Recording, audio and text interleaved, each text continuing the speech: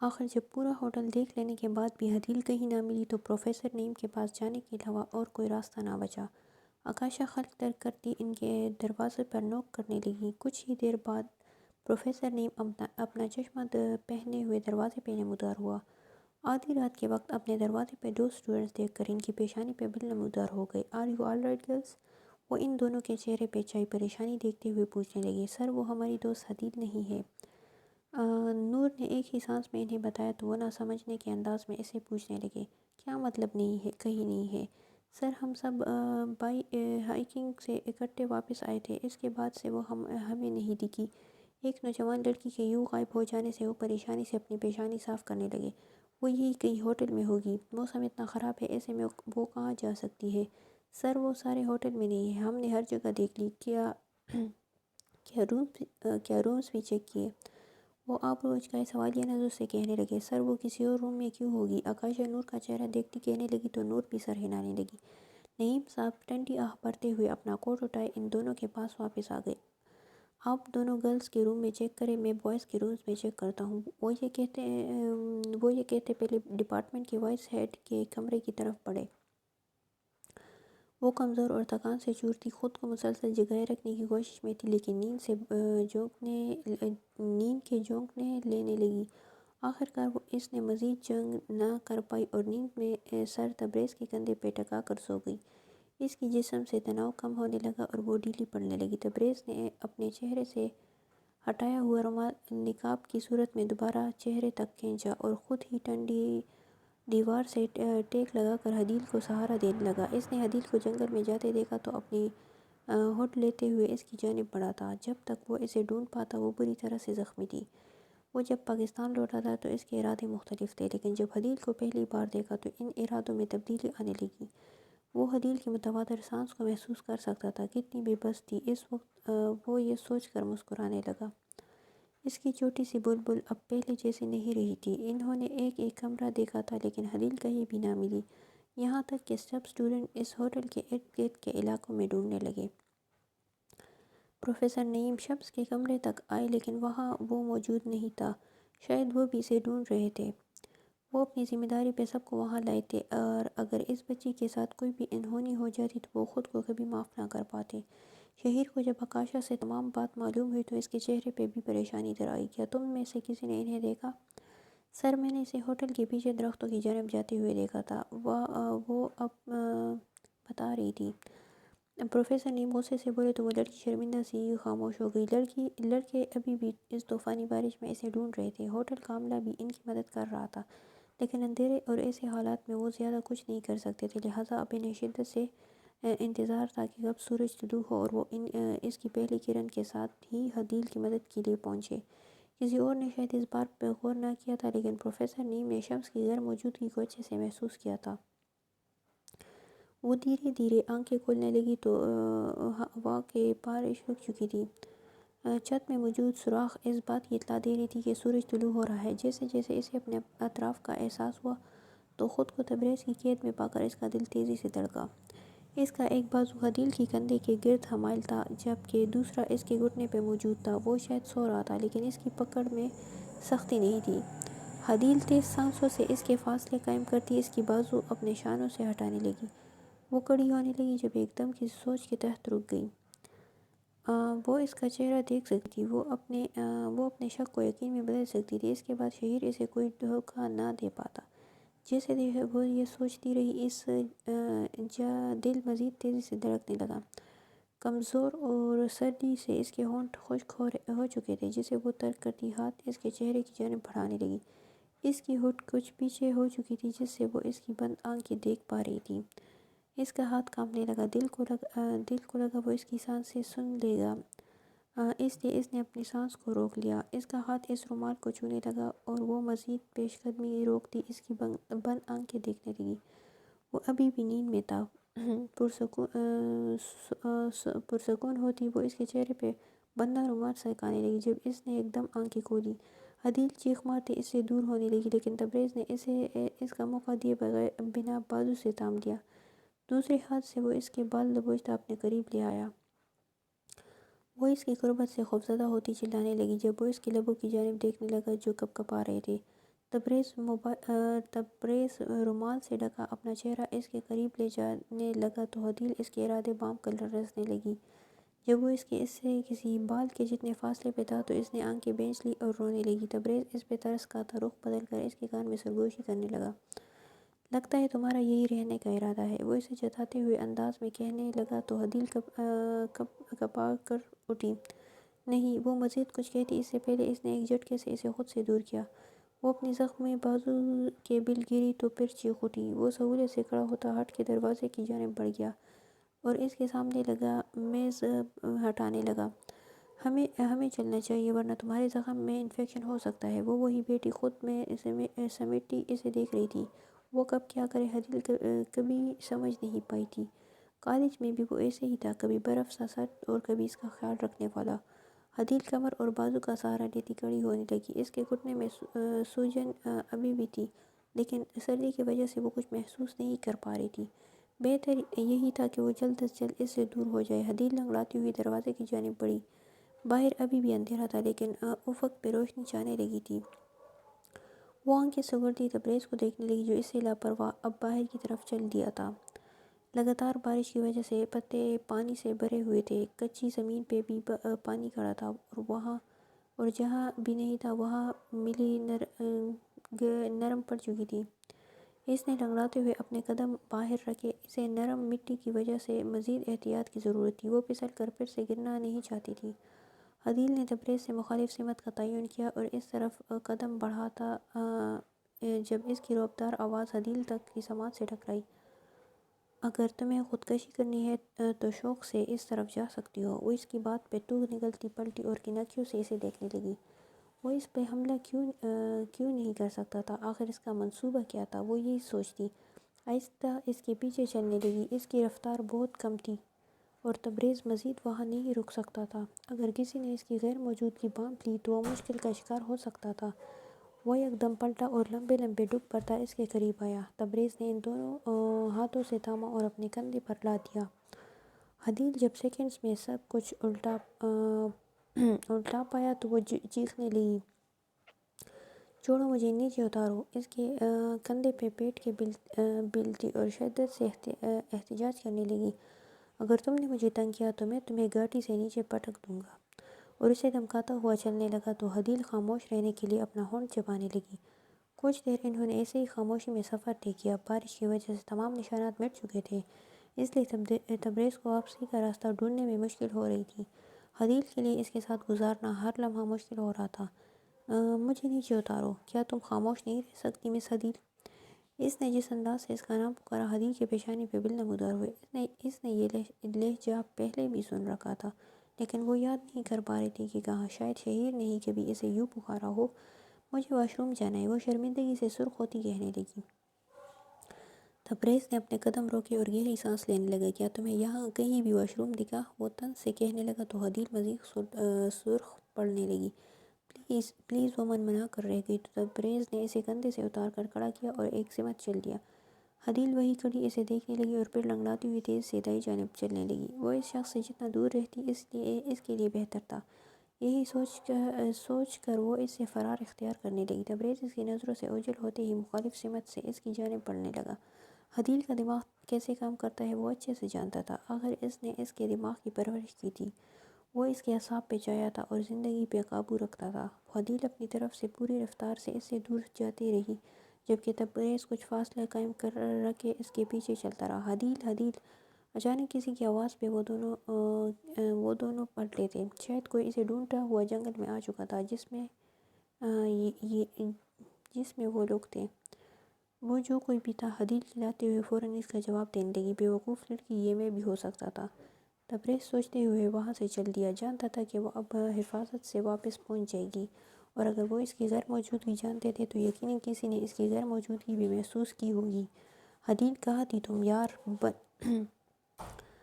یار بن کے سب کی تو جان جیسے قبض ہو گئی۔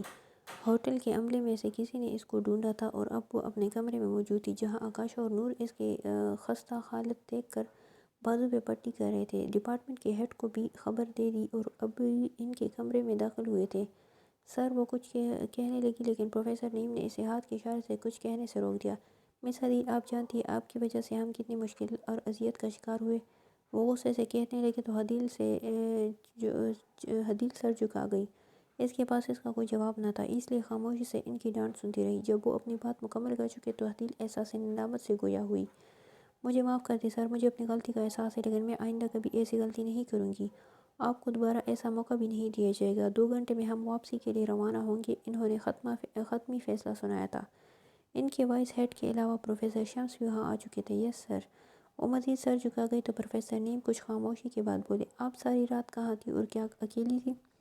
وہ کچھ سوچتے ہوئے شمس پر نظریں گاڑ کر بولے۔ حدیل نے خوف اپنی ریڑھ کی ہڈی میں سرایت کرتا پایا۔ اگر وہ کسی کو بتا دیتی کہ وہاں تبریز کے ساتھ تھی تو اسے ہی نقصان ہوتا۔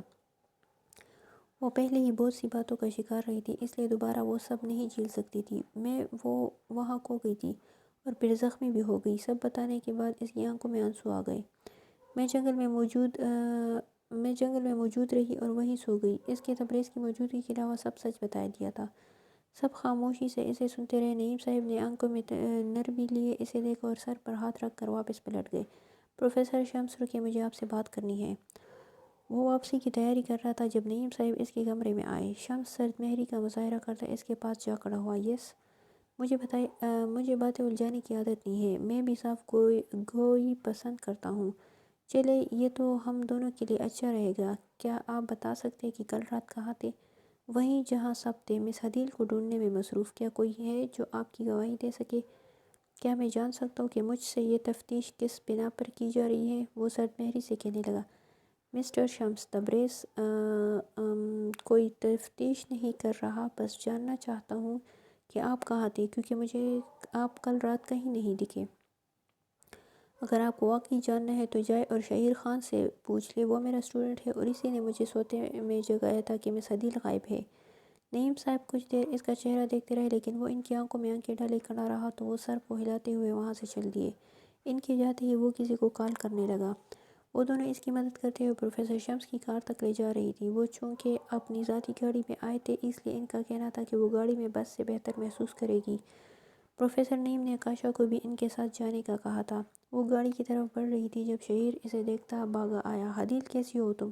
کل تو تم نے سب کو ڈرا ہی دیا تھا۔ وہ پریشانی سے اسے دیکھتا پوچھنے لگا۔ آنکھیں سرخ تھی جس سے ظاہر ہوتا کہ وہ ساری رات جاگتا رہا ہے۔ حدیل اسے نظروں میں شک لیے دیکھنے لگی۔ آکاشا کو لگا شاید وہ ابھی بھی اس سے ناراض ہے، اس لیے فوراً بولی۔ حدیل، ہم سب پریشان تھے اور خاص طور پر ہی وہ ساری رات نہیں سویا اور لگاتار تمہیں خراب موسم میں ڈھونڈتا رہا۔ حدیل آکاشا کی بات سے چونکی تھی اور پھر شہیر کو دیکھنے لگی جس کے چہرے ہی تھکاوٹ واضح تھی۔ شرمندگی کے احساس نے آ گھیرا۔ وہاں اس کے لیے اتنا پریشان تھا اور اسی پر شک کر رہی تھی۔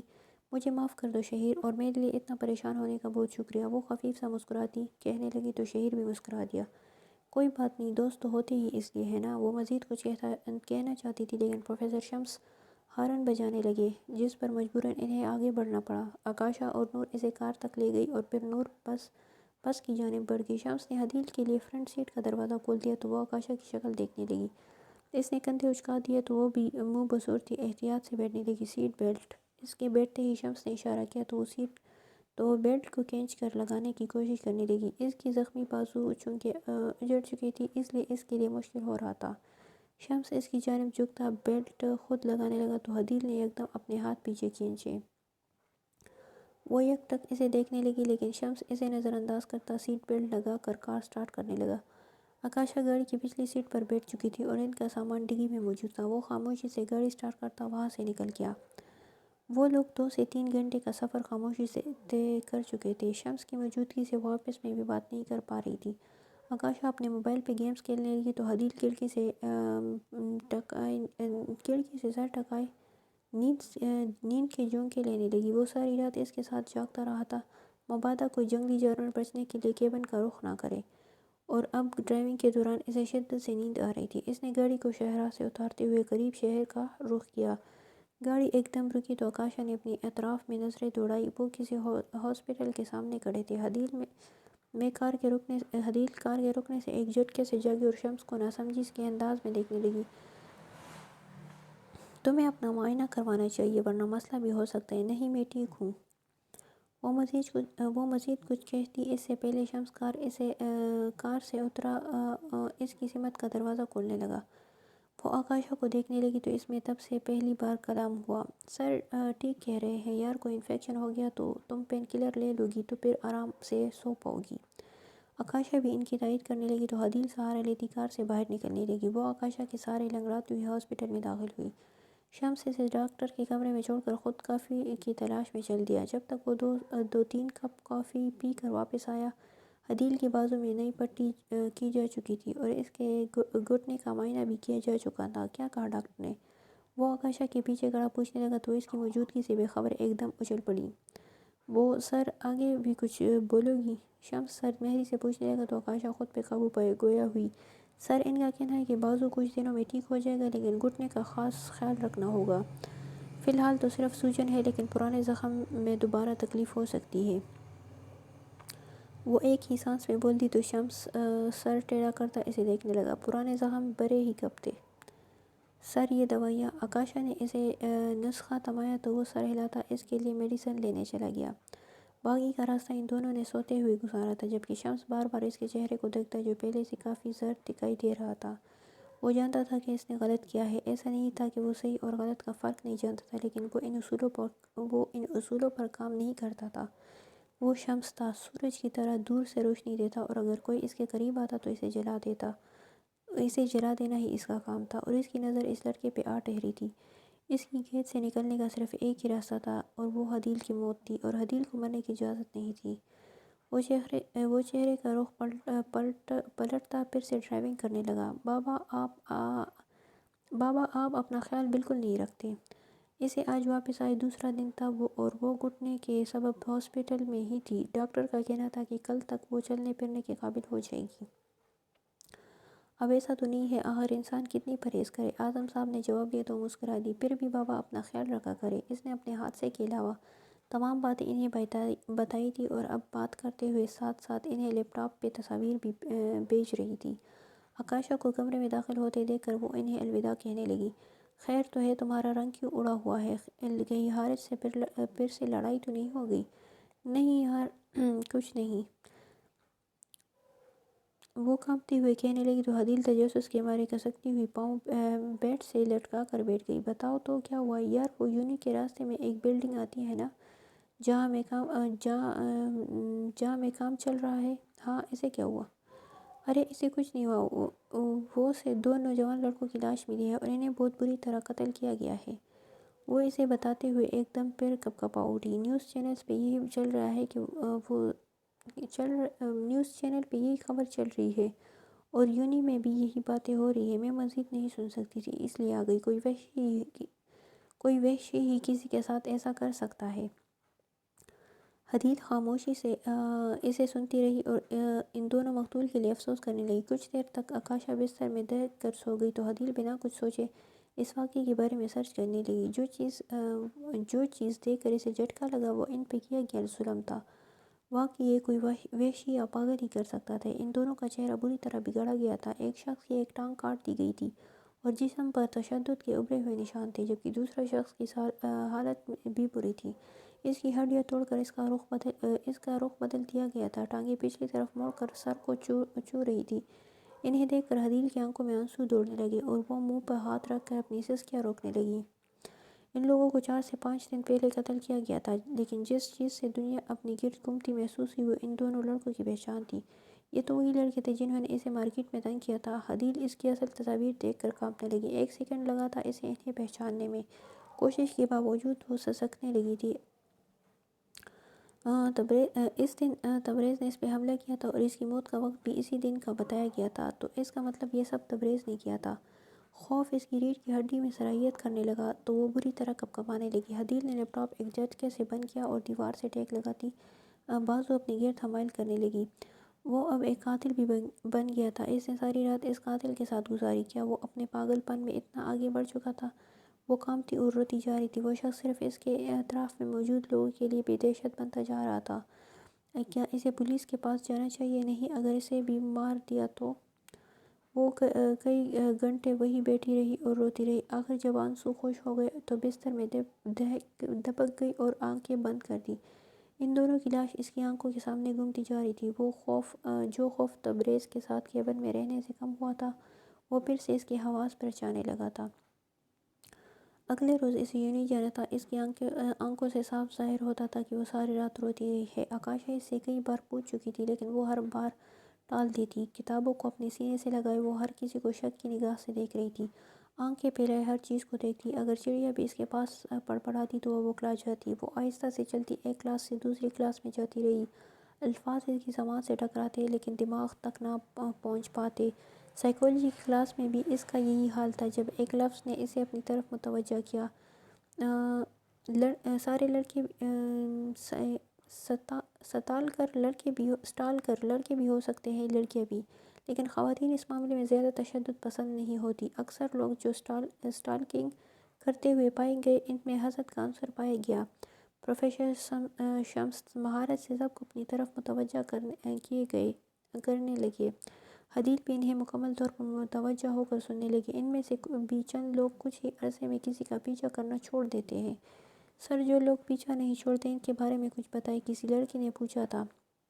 ویل، وہ خطرناک ہوتے ہیں اور ایسے لوگ اپنے شکار سے زیادتی کرتے پائے گئے ہیں۔ وہ ان کی بات پہ کانپ اٹھی تھی۔ اس سے مزید سوالات بھی کیے جا رہے تھے، جبکہ وہ جوابات دے رہے تھے۔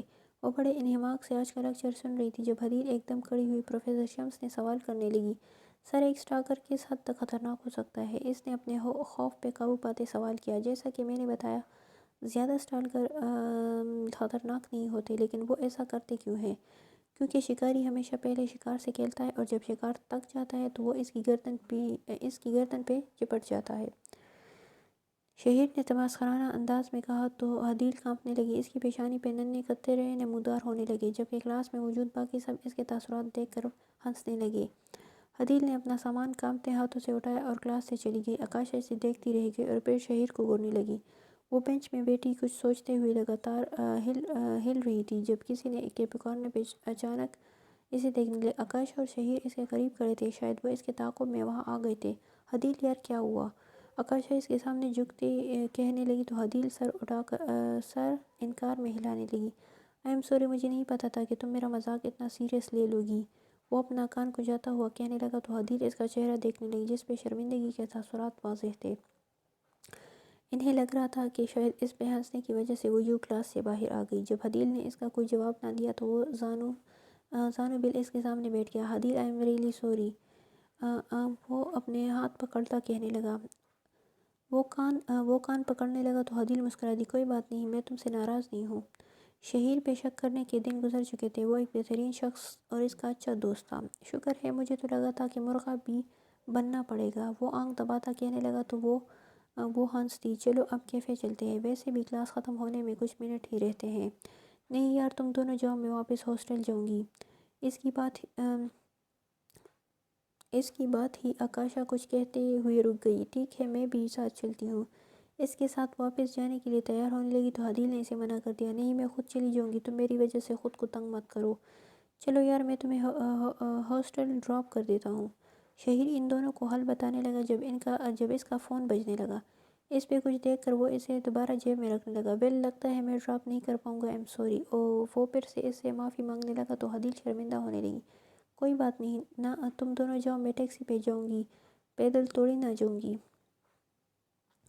وہ ان دونوں کو گھورتے ہوئے کہنے لگی تو شہیر مسکراتا ہوا اسے الوداع کرتا چلا گیا اور حدیث نے آکاشا کو بھی زبردستی وہاں سے بھیج دیا۔ وہ سارے راستے یہی سوچتی رہی کہ تبریز اس حد تک کیسے جا سکتا ہے۔ اب یہ معاملہ کچھ اور ہی نوعیت اختیار کر چکا تھا، لیکن وہ جو بات سمجھ نہیں پا رہی تھی وہ یہ تھی کہ کیا اسے پولیس کے پاس جانا چاہیے؟ اگر وہ جاتی بھی تو اسے کیا بتاتی؟ کون تھا وہ؟ کیوں جانتی تھی وہ ان لوگوں کو؟ اور اگر پولیس اسے ہی مجرم سمجھنے لگے تو؟ یہ بھی تو ہو سکتا ہے تبریز نے نہ کیا ہو، اسے کوئی غلط فہمی ہو رہی ہو۔ اس کے دل نے جیسے آواز دی تھی، جیسے ہی اسے یہ احساس ہوا کہ اس کا دل تبریز کے حق میں گواہی دے رہا ہے، اس کی دھڑکن تیز ہوئی تھی۔ نہیں، مجھے اس سے کوئی اچھی امید نہیں رکھنی چاہیے، وہ یہ خیال اپنے دل سے نکالنے لگی، لیکن یہ کس قدر مشکل ہوگا، اس کا احساس اسے ابھی نہ تھا۔ وہ اپنا لیپ ٹاپ سامنے رکھی بیٹھی تھی جب موبائل پہ اسی انجان نمبر سے فون آنے لگا۔ حدیث اپنا ہونٹ چبانے لگی اور اس کا موبائل بجتے بجتے خود ہی بند ہو گیا۔ اس کا سانس معمول کی رفتار پہ آنے لگا جب موبائل پھر سے بجنے لگا۔ اب کی بار وہ کال ریسیو کر کے سرگوشی سے کہنے لگی، ہیلو۔ دوسری طرف مکمل خاموشی تھی، لیکن وہ اس کی سانسوں کی آواز سن سکتی تھی۔ حدیل نے دوبارہ اسے مخاطب کرنا چاہا، لیکن مقابل نے کال کاٹ دی۔ شہیر حدیل اور آکاشا کو الوداع کہتا شمس کے آفس کی جانب بڑھنے لگا۔ بھائی، آپ نے مجھے بلایا؟ وہ دروازہ بند کرتے ہی اس سے مخاطب ہوا۔ شہیر، میں نے تمہیں کتنی بار کہا ہے یہاں مجھے سر کہہ کر مخاطب کیا کرو۔ وہ متھم لہجہ اختیار کرتا کہنے لگا تو شہیر اس کے سامنے والی کرسی پہ بیٹھ گیا۔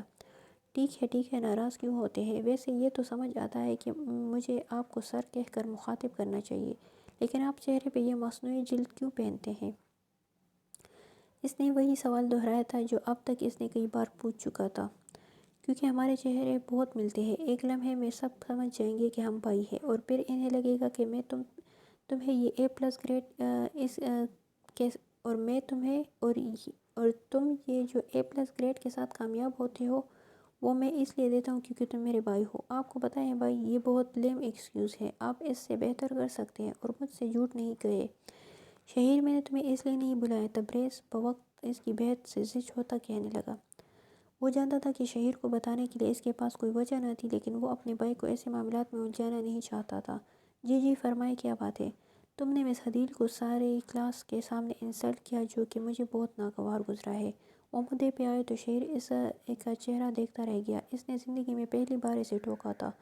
وہ میری دوست ہے اور میں محض مذاق کر رہا تھا، لیکن تمہارے مذاق نے اسے پریشان اور شرمندہ کیا۔ وہ اسے باور کروانے لگا تو شہیر بے یقینی سے ادھر ادھر دیکھنے لگا۔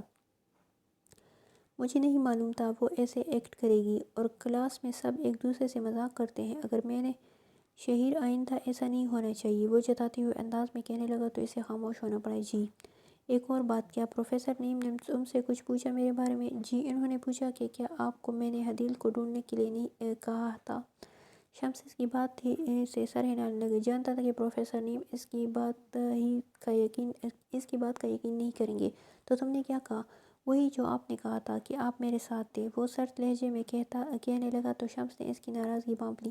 مجھے معاف کر دو، لیکن میں سمجھ گیا، مجھے آپ کے معاملات میں دخل اندازی کی ضرورت نہیں، لیکن آپ نے مجھ سے جھوٹ بولنے کو کیوں کہا؟ جھوٹ بولنے کو کہا تو آپ نے یہ میرا بھی معاملہ بنا دیا۔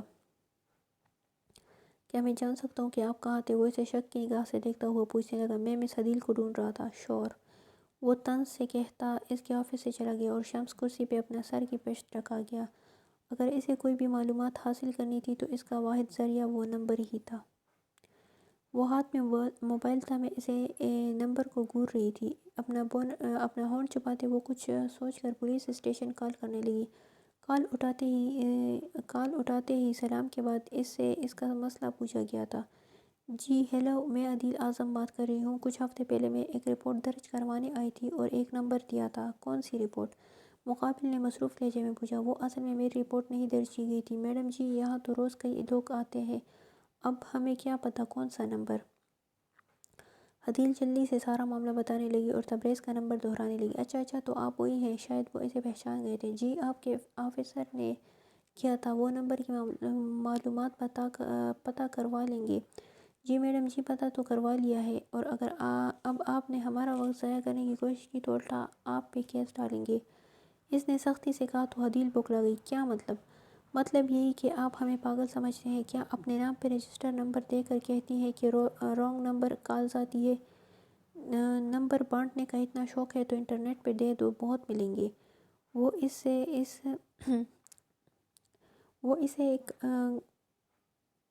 اسے کہتا ہوا کٹ سے فون بند کر گیا، جبکہ حدیل صرف اتنا ہی سن پائی کہ وہ نمبر اس کے نام پہ رجسٹر ہے۔ ایسا کیسے ہو سکتا ہے؟ وہ نمبر اس کے نام پہ رجسٹر ہو، کیا ایسا کیا جا سکتا تھا؟ وہ یہی سوچ رہی تھی جب کمرے کا دروازہ کھٹکا اور آکاشا اندر داخل ہوئی۔ کیا کر رہی ہو تم؟ وہ تکیے سے انداز میں آتی ہی بستر پہ گر گئی۔ کچھ نہیں، بس تھوڑا سا کام کر رہی تھی۔ حدیل اپنے تاثرات کو نارمل کرتی کہنے لگی، یار آج تو بہت تھک گئی ہوں میں۔ آکاشا اسے باقی دن کی ساری ڈیٹیل بتانے لگی تو وہ سرسری سے انداز میں سے سنتی رہی۔ آکاشا کا موبائل بجنے لگا تو وہ اپنے بیگ میں سے اپنا موبائل نکالنے لگی۔ ہیلو امی، شاید اس کے گھر سے کال آئی تھی۔ آکاشا پریشان تاثرات لیے ایک دم اٹھ بیٹھی تو حدیل بھی اس کے پاس آ گئی۔ وہ ایک دم پھوٹ کر رونے لگی تو حدیل کو کچھ گڑبڑ کا احساس ہوا۔ وہ اس کی بازو تام میں اسے تبکی دینے لگی۔ جی امی میں بس ابھی آ رہی ہوں، ابھی حارث بھی۔ وہ ہچکیاں بھرتی کہنے لگی اور پھر موبائل بند کر کے مزید رونے لگی۔ کیا ہوا آکاشا، سب ٹھیک تو ہے نا؟ حدیل میرے بابا کو ہارٹ اٹیک، مجھے ابھی جانا ہوگا۔ وہ سانس تیزی سے لینے لگی اور حدیل اسے خاموش کروانے لگی۔ حوصلہ رکھو آکاشا، کچھ نہیں ہوگا، انہیں سب ٹھیک ہو جائے گا، پریشان نہیں ہو۔ وہ حدیل کو امید سے دیکھتی سر ہلانے لگی اور پھر یکدم کھڑی ہو گئی۔ مجھے پیکنگ کرنی ہے، رکو بیٹھو یہاں، میں پیکنگ کرتی ہوں، تم ایسے رو نہیں۔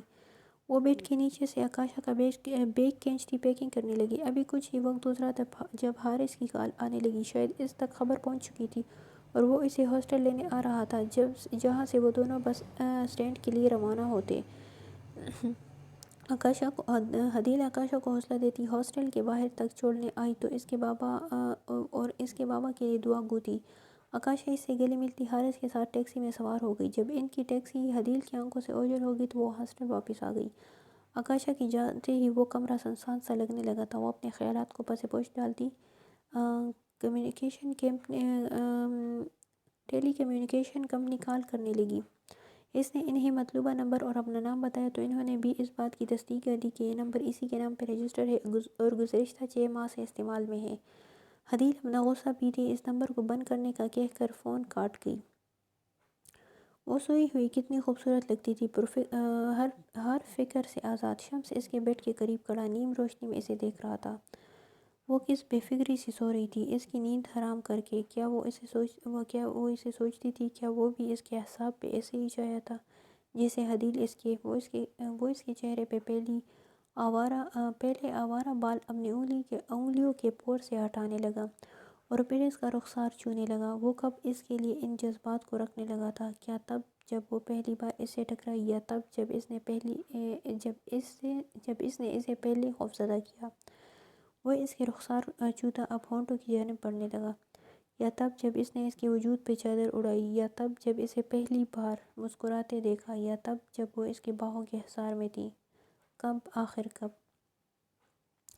اس کے جذبات مزید شدت تو شروع سے تھی، لیکن وہ اس طرح بدلیں گے اس کا اندازہ تو اسے بھی نہ تھا۔ اس کا جذبہ پہلو بدل لیا تھا۔ کیا حدیل کے جسم میں کوئی تبدیلی نہیں آئی تھی؟ وہ اس پہ جھکنے لگا تو جیسے حدیل اس کی موجودگی محسوس کرتی کسمسائی تھی۔ وہ واپس کھڑا ہوا اور جیکٹ میں رکھے پھول نکال کر اس کے بالوں پہ پھیلا دیے۔ اس میں سے ایک پھول اس کے لبوں سے مس کیا اور پھر اسے چوم لیا۔ اسے حدیل کے سینے پہ رکھا اور پھر پلٹ گیا۔ وہ جب جاگی تو پہلی چیز جو اس کے حواس سے ٹکرائی وہ گلاب کے پھول تھے۔ وہ گلاب کی پھیلی ہوئی خوشبو تھی۔ فضا میں پھیلی وہ خوشبو کسی کو بھی اپنے سحر میں قید کرنے کی صلاحیت رکھتی تھی۔ حدیل بے اختیار مسکرا دی تو پھر آنکھیں کھولنے لگی۔ نیند کی وادی سے باہر نکلی تو احساس ہوا کہ اس کے کمرے میں یہ خوشبو کیوں آ رہی ہے۔ اٹھ کر بیٹھی تو کوئی چیز اس کے ہاتھ کو چھوتی نیچے گری، جسے وہ جھک کر دیکھنے لگی۔ گلاب کا پھول زمین پہ گرا اس کا منہ چڑھا رہا تھا۔ گلاب کا پھول اس کا دماغ جیسے کام کرنے لگا۔ حدیل کی آنکھیں پھیلنے لگی۔ وہ ادھر ادھر دیکھنے لگی تو بہت سے پھول اپنے بستر پہ پائے۔ کچھ پنکھڑیاں اس کے بالوں میں الجھ گئی تھی۔ وہ اچھلتی ہوئی بیڈ سے اتری اور بالوں میں انگلیاں چلاتے انہیں پنکھڑیوں سے آزاد کرنے لگی۔ عمل تنفس بگڑنے لگا اور خوف کی سرد میں اس میں صلاحیت کرنے لگی۔ وہ اس کے کمرے میں تھا، وہ رات کو یہاں پہ تھا۔ یہ احساس جان لیوا تھا اور وہ گہرا سانس لینے کی کوشش کرنے لگی تو پھولوں کی خوشبو پھر سے اس کی تنوں میں سے ٹکرائی۔ حدیل نے اپنے کمرے کا ایک ایک کونا چھان مارا اور پھر ان تمام پھولوں کو اکٹھا کر کے پھینک دیا۔ ان کے کمرے میں ایک چھوٹی کھڑکی تھی، لیکن اس میں سے تبریز جیسا شخص اندر نہیں آ سکتا تھا، مطلب وہ دروازے سے آیا تھا۔ وہ ایک دم لرز اٹھی اور پھر تیار ہو کر یونی کے لیے جانے لگی، لیکن جانے سے پہلے اس نے اپنے کمرے میں چوری کی شکایت درج کروا کر لاک بدلنے کی استدعا کی۔ ہاسٹل انتظامیہ کے مطابق اس کام کے لیے کچھ دن درکار ہوتے، جس پہ لعنت ڈالتی اس نے خود ہی لاک بدلوانے کا فیصلہ کیا۔ اس نے آگے پیچھے کئی چھٹیاں کی تھی، جس کا ہر جانا اب وہ لائبریری میں بیٹھی پڑھ رہی تھی۔ شہیر بھی اس کے ساتھ ہی تھا اور پھر اپنی دیگر دوستوں سے ملنے چلا گیا۔ نور بھی ابھی اس کے ساتھ ہولی وہ اکیلی وہاں رہ گئی تو وہ پوری کوشش کر رہی تھی کہ اس واقعے کو اپنے ذہن سے نکالنے کی۔ وہ جب حالات سے گزر چکی تھی اس کے بعد یہ سب اس کے لیے عام سی بات ہو جانی چاہیے تھی، لیکن اسے ہر بار نئے سرے سے جھٹکا لگتا تھا۔ اگلے لیکچر کا وقت ہونے لگا تو وہ سامان سمیٹتی وہاں سے جانے لگی۔ اچانک کسی سے ٹکر ہوئی تو اس کی باکس نیچے گر گئی۔ "I am sorry". مقابل فوراً جھکا اور اس کی باکس اٹھا کر اس کے سامنے کی۔ "حدیل کیسی ہیں آپ؟" اس شخص نے مسکراتے ہوئے پوچھا تو حدیل کو کچھ یاد آنے لگا۔ یہ وہ آئی ٹی کا اسٹوڈنٹ تھا جس کے ساتھ وہ لائبریری میں اس دن بیٹھی تھی۔ "او کیسے ہیں آپ؟ اور آپ کا سافٹ ویئر بن گیا؟" وہ کتابیں پکڑتی ہوئے مسکراتے ہوئے پوچھنے لگی۔ "ارے نہیں، ابھی تو سسٹم میں کچھ وقت لگے گا"۔ وہ اس سے سرسری سی بات کرنے لگی جب وہاں سے گزرتے شمس نے انہیں مسکراتے ہوئے دیکھا۔ اس کا جسم ایک دم تناؤ کا شکار ہوا، گردن میں نسیں ابھرنے لگیں اور وہ کسی جانور کی مانند اپنے مقابل کو چیر دینے کا جذبہ محسوس کرنے لگا۔ "مس حدیل، آپ ابھی تک یہاں کیوں ہیں؟" کسی رعبدار آواز پہ وہ چونکی تھی اور سامنے کھڑے پروفیسر شمس کو دیکھنے لگی۔ "سر، وہ میں بس جا رہی ہوں"۔ اس کی بات مکمل ہونے سے پہلے شمس اسے کاٹتے ہوئے خود گویا ہوئے۔ "آپ کی اٹینڈنس پہلے سے ہی بہت کم ہے، اگر آپ کو کلاس نہیں لینی ہوتی تو ایم فل کرنے کی بھی کیا ضرورت ہے؟ آپ ابھی بھی یہیں کھڑی ہیں"۔ اس کا بس نہیں چل رہا تھا کہ وہ اسے بالوں سے کھینچ کر دور کر دے اور پھر سب کو چیخ چیخ کر بتائے کہ وہ اس کی ہے، اس کی تھی اور اس کی رہے گی، روز اول سے روز آخر تک۔ وہ لڑکا اسے مشکل میں دیکھ کر خود ہی اجازت لیتا چلا گیا تو حدیل بھی سر جھکائے تیز تیز قدم لیتی وہاں سے چلتی، جبکہ شمس اس لڑکے کو سرخ آنکھوں سے دیکھتا رہا۔ وہ جب ہاسٹل ایک لاک ماسٹر کو لے کر پہنچی تو ہاسٹل انتظامیہ نے ایسا کرنے پر مکمل انکار کر دیا، جس پہ حدیل نے خوب شور شرابہ کیا۔ اس کا کہنا تھا کہ وہ اس جگہ محسوس نہیں کر سکتی جہاں کوئی اس کے کمرے میں گھس پائے اور کسی کو کچھ پتہ بھی نہ ہو۔ جب معاملہ پھیلنے لگا تو انتظامیہ نے اسی دن اس کے کمرے کا لاک بدلنے کی حامی بھری، لیکن حدیل نے تب تک اس کی بات ماننے سے انکار کر دیا جب تک اس کے اس پہ کام شروع نہیں ہوا۔ پھر انہیں اسی آدمی نے نیا لاک اپ لگوانا پڑا، جس سے حدیل کو کچھ سکون محسوس ہوا۔ اسے امید تھی کہ یہ نیا لاک اب اسے کمرے سے باہر رکھنے میں کامیاب رہے گا۔ یونی کا کام نمٹانے اور پھر نہانے کے بعد اب وہ سونے کے لیے تیار تھی۔ شام سے بارش ہو رہی تھی، جس وجہ سے اس نے کھڑکی کو بند کر دیا اور پھر سونے کے لیے لیٹ گئی۔ کوئی اس کے پیچھے تھا اور بھاگ رہی تھی، وہ اس تک پہنچنے ہی والا تھا۔ حدیل کا تنفس بگڑنے لگا تھا، تھک چکی تھی جب کسی نے اس کے بال دبوچے۔ وہ ایک چیخ کے ساتھ اٹھ کر بیٹھ گئی تو اسے محسوس ہوا وہ ایک خواب تھا۔ پیشانی پہ آیا پسینہ ٹھنڈی ہوا سے خشک ہونے لگا تھا اور اس کا بگڑا سانس بھی بحال ہونے لگا، لیکن پھر خوف کی ایک نئی لہر اس کے جسم میں پھیلی تھی۔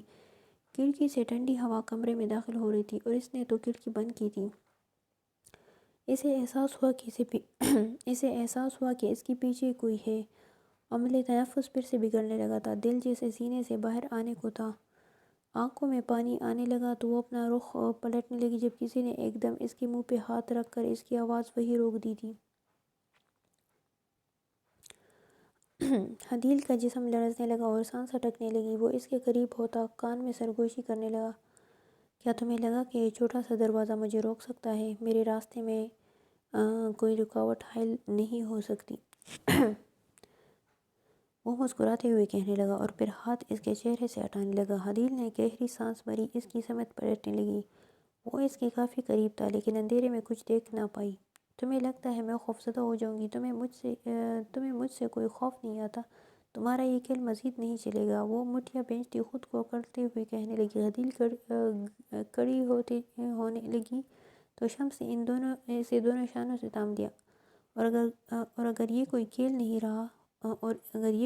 نہیں رہا، وہ اس پہ جھکتا ہوا کہنے لگا۔ حدیل کو اندھیرے میں وہ کسی حیوانی کی مانند دکھ رہا تھا۔ کس نے کہا میں تمہیں خوفزدہ کرنا چاہتا ہوں؟ وہ شہادت کی انگلی سے اس کا رخسار چھونے لگا تو حدیل اس کی پکڑ میں مچلنے لگی۔ "چھوڑو مجھے ورنہ میں چلاؤں گی اور آج تم نہیں بچو گے"۔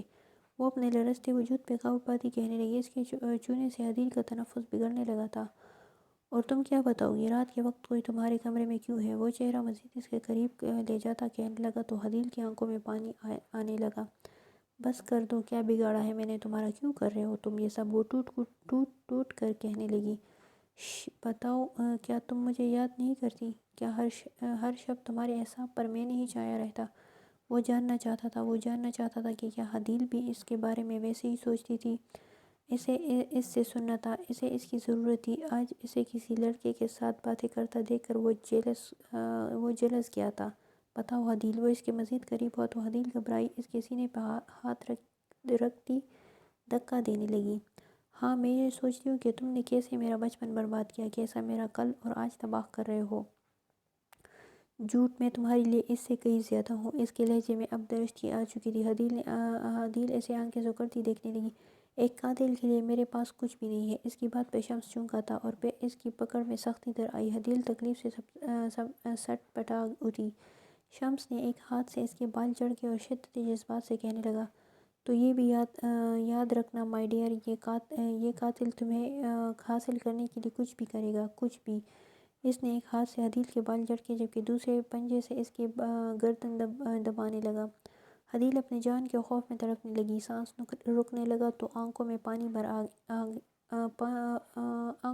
بھر آیا، لیکن شمس کی پکڑ مضبوط ہوتی گئی۔ جب آکسیجن کی کمی سے وہ بے ہوش ہونے لگی تو شمس نے اسے آزاد کر دیا۔ اندھیرے میں کھونے سے پہلے عدیل نے اس کا لمس اپنی پیشانی پہ محسوس کیا تھا۔ اسے جب ہوش آیا تو وہ بیڈ پہ لیٹی ہوئی تھی، جیسے رات کچھ ہوا ہی نہ ہو۔ عدیل اپنی گردن پہ ابھی ابھی اس کی پکڑ محسوس کر سکتی تھی۔ خوف سرایت کرے گا تو وہ کانپنے لگی اور اسے اپنے گھٹنوں کے گرد بازو حمل کر لیے۔ اس نے انکار نہیں کیا تھا، مطلب وہ قتل اسی نے کیے تھے۔ یہ سوچ اسے مزید خوفزدہ کر رہی تھی، اور جس طرح تبریز نے اس کی گردن دبوچی کیا وہ اس کا اگلا نشانہ تھی، یہ سوچ کر وہ مزید گھبراہٹ کا شکار ہوتی جا رہی تھی کہ کیا کہتا تھا کیا نہیں۔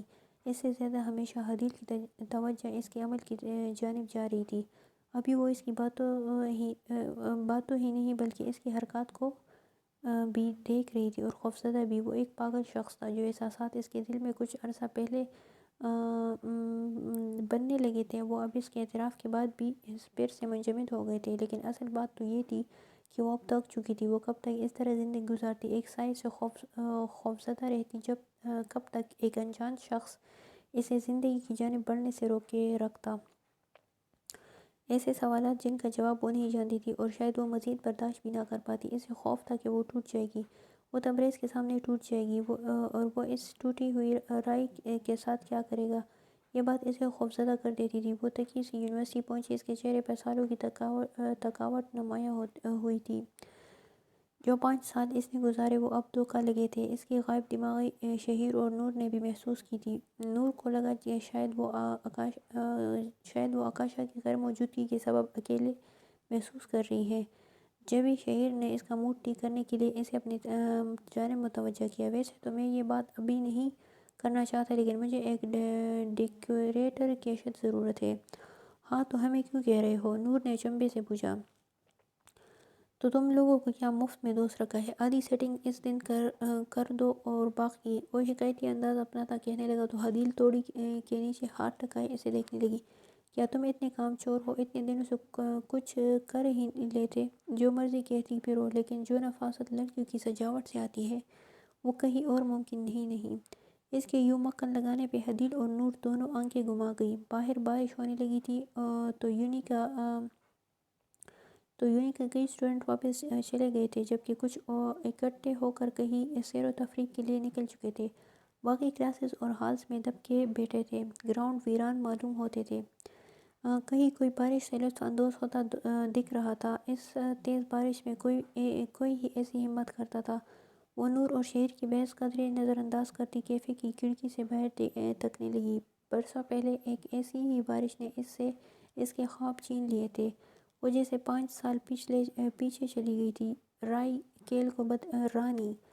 کیل کو بدل دیتی ہے، یہی کہا تھا نا اس نے، اور اس وقت وہ سمجھ نہ پائی تھی۔ شہیر اسے پھر سے غائب دماغ دیکھتا کہ زکام کے سبب وہاں سے چل دیا، اسے لائبریری جانا تھا۔ نور اسے بازو سے پکڑ کر ہلانے لگی تو وہ حال میں واپس آ گئی۔ میں سوپ لینے جا رہی ہوں، تم پیو گی؟ اس کے سوال پہ عدیل نے سر انکار میں ہلا دیا۔ اسے ایسا نو کرنا برا لگا تھا۔ ہر بار کچھ غلط ہونے کا احساس ہوتا تھا۔ نور کے جاتے ہی اس کا موبائل بجنے لگا تھا تو اسے بیگ سے نکالتی نمبر دیکھنے لگی۔ کوئی انجان نمبر تھا۔ عدیل نے کال پک کی، لیکن سگنل خراب ہونے کی وجہ سے وہ کٹ گئی، یا شاید مقابل نے کاٹ دی تھی۔ وہ موبائل ہاتھ میں پکڑے بیگ وہی چھوڑتی کیفے سے باہر آ گئی کہ شاید وہاں سگنل ٹھیک سے آ جائے۔ موبائل ایک بار پھر بجنے لگا تو اس نے کال پک کر لی، لیکن دوسری طرف جب خاموشی چھائی رہی تو اسے احساس ہوا کہ یہ یقیناً تبریز ہے جو اب نئے نمبر سے رابطہ کر رہا ہے۔ وہ واپس پلٹنے لگی جب اسی نمبر سے ایک SMS موصول ہونے لگی۔ اس کے پیشانی پہ بل نمودار ہونے لگے۔ وہ ان میسیجز کو چیک کرنے لگی تو اس نے کے ہاتھ شدت سے کانپنے لگے۔ کیوں آخر کیوں؟ اسے لگا کہ جیسے سب کی نظریں اسی پر ہے یا کوئی ان تصاویر کو دیکھ لے گا۔ ایک کے بعد ایک تصویر، سب اس کی ذات کو بکھیرتی ہوئی، اسے اپنے کمرے میں دکھاتی ہوئی، کچھ کام کرتی ہوئی، لباس بدلتی ہوئی، ہر طرح کی تصویر تھی۔ وہ کانپتے ہاتھوں سے انہیں ڈیلیٹ کرتی، جلدی جلدی قدم اٹھاتی، بارش کے نیچے آ کھڑی ہوئی۔ کچھ ہی دیر میں اس کا فون ہاتھ میں بھیگ چکا تھا اور وہ بند ہو گیا۔ وہ چلتی ہوئی کب کیفے سے دور نکل آئی اسے احساس بھی نہ ہوا۔ عدیل اپنے بال نوچتی چلانے لگی اور پھر موبائل قریب موجود درخت پہ دے مارا۔ وہ ٹکڑے ہوتا بارش کے پانی میں گر گیا۔ نہیں نہیں، پھر سے نہیں، اس نے اسے توڑ دیا تھا، برباد کر دیا تھا۔ کیا وہ خوش تھا؟ وہ گھٹنوں کے بل وہیں گرتی، دھاڑے مارتی رونے لگی۔ بارش اور سردی سے اس کا وجود نیلا پڑنے لگا، لیکن اس کی پرواہ کسے تھی؟ وہ گھٹنوں کے بل چلتی موبائل تک آئی اور کانپتے ہاتھوں سے اس کے کندھے پانی سے شمس موبائل بند کرتا اپنے آفس سے نکلا تھا۔ ایک ہاتھ میں چھتری تھا، میں پارکنگ کی جانب بڑھ رہا تھا۔ اسٹوڈنٹس کم ہونے کی وجہ سے وہ لیکچر کینسل کر چکا تھا۔ کسی کی دردناک چیخ نے اسے اپنی جانب متوجہ کیا تھا۔ وہ قریب بڑھا تو عدیل گھٹنوں کے بل گری رو رہی تھی۔ اسے پہلی بار خود سے نفرت ہوئی تھی۔ کیا اس نے کیا تھا یہ سب؟ کیا وہ اتنا آگے بڑھ چکا تھا؟ اپنے جنون میں اس نے عدیل کو یوں توڑ دیا۔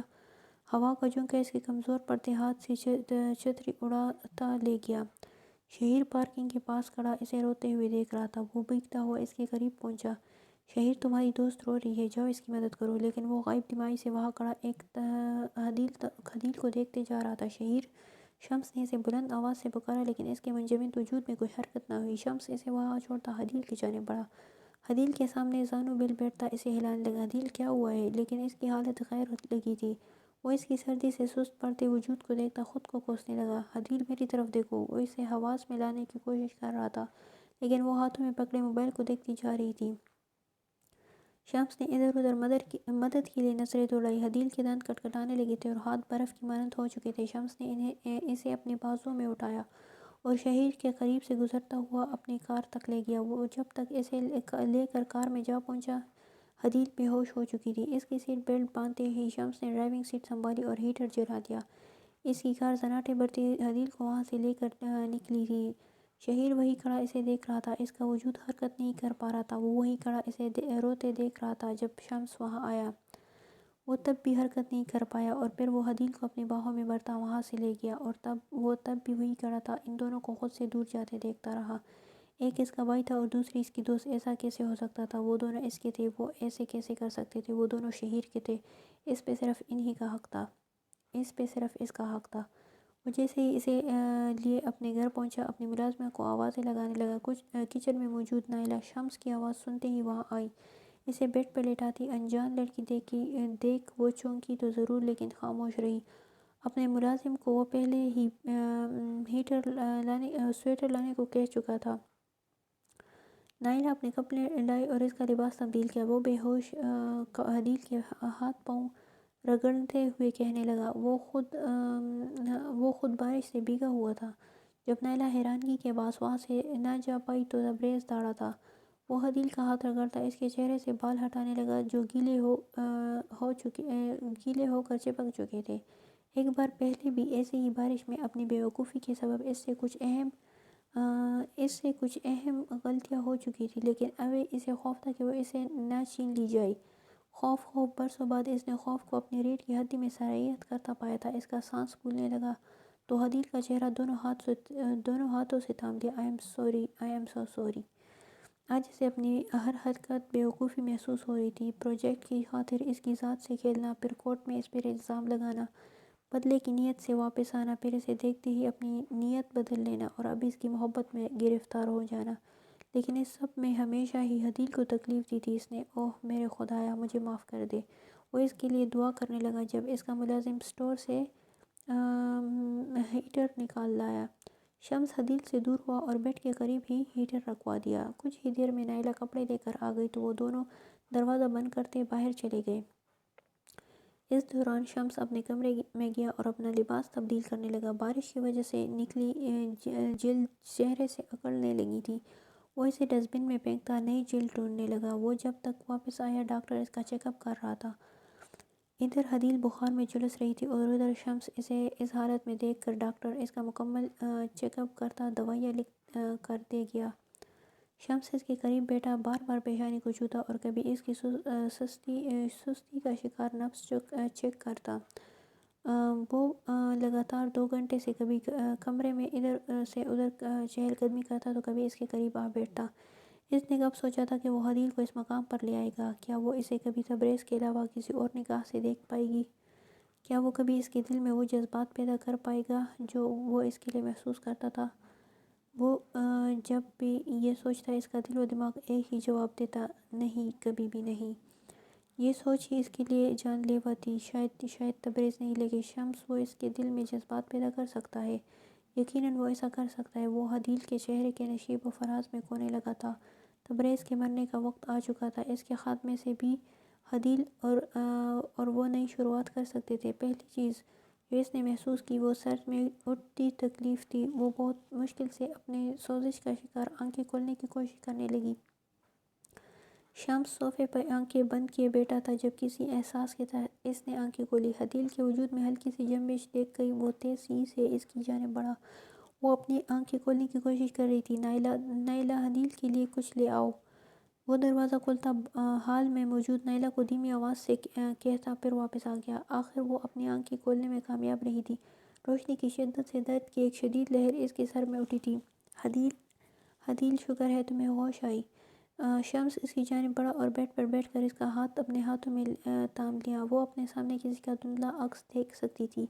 کوئی اسے پکار رہا تھا لیکن سب کچھ آپس میں الجھ رہا تھا۔ شمس اس کا ہاتھ بے خودی سے اپنے لبوں کی جانب بڑھانے لگا جب حدیل اسے پہچاننے لگی۔ پروفیسر، اس نے بمشکل اپنے خشک ہونٹوں سے ادا کیا تو شمس وہیں رک گیا۔ یہ وہ کیا کر رہا تھا؟ وہ حدیل کے لیے اس کا پروفیسر تھا اور وہ یہ کیا کر رہا تھا؟ اس نے حدیل کا ہاتھ نرمی سے بیڈ پر ٹکایا اور اس سے کچھ فاصلہ اختیار کیا۔ مس حدیل، آپ کیسی ہیں؟ وہ جواب دیتی اس سے پہلے نائلہ اس کے لیے سوپ لاتی کمرے میں داخل ہوئی۔ وہ سائڈ ٹیبل پر ڈش رکھتے اسے سہارا دے کر بٹھانے لگی۔ حدیل آنکھیں بند کرتی انہیں پھر سے کھولنے لگی۔ اب وہ پہلے سے بہتر دیکھ پا رہی تھی لیکن سر ابھی بھی درد سے پھٹا جا رہا تھا۔ وہ ایک دم سردی سے کانپنے لگی تو شمس اس پہ کمبل درست کرنے لگا۔ وہ آنکھیں پھیلائے اپنے اطراف کا جائزہ لینے لگی۔ یہ جگہ اس کے لیے انجان تھی۔ اس نے نظریں پھر سے سامنے کھڑے شمس اور کچھ فاصلے پہ موجود ایک خاتون پہ ٹکائی۔ شمس کے اشارے سے وہ وہاں سے چلتی بنی تو وہ دونوں پھر سے وہاں اکیلے رہ گئے۔ مجھے آپ پارکنگ کے قریب بارش میں بے ہوش ملی تو میں آپ کو اپنے گھر لے آیا۔ وہ لہجے کو قدرے نارمل بناتا کہنے لگا۔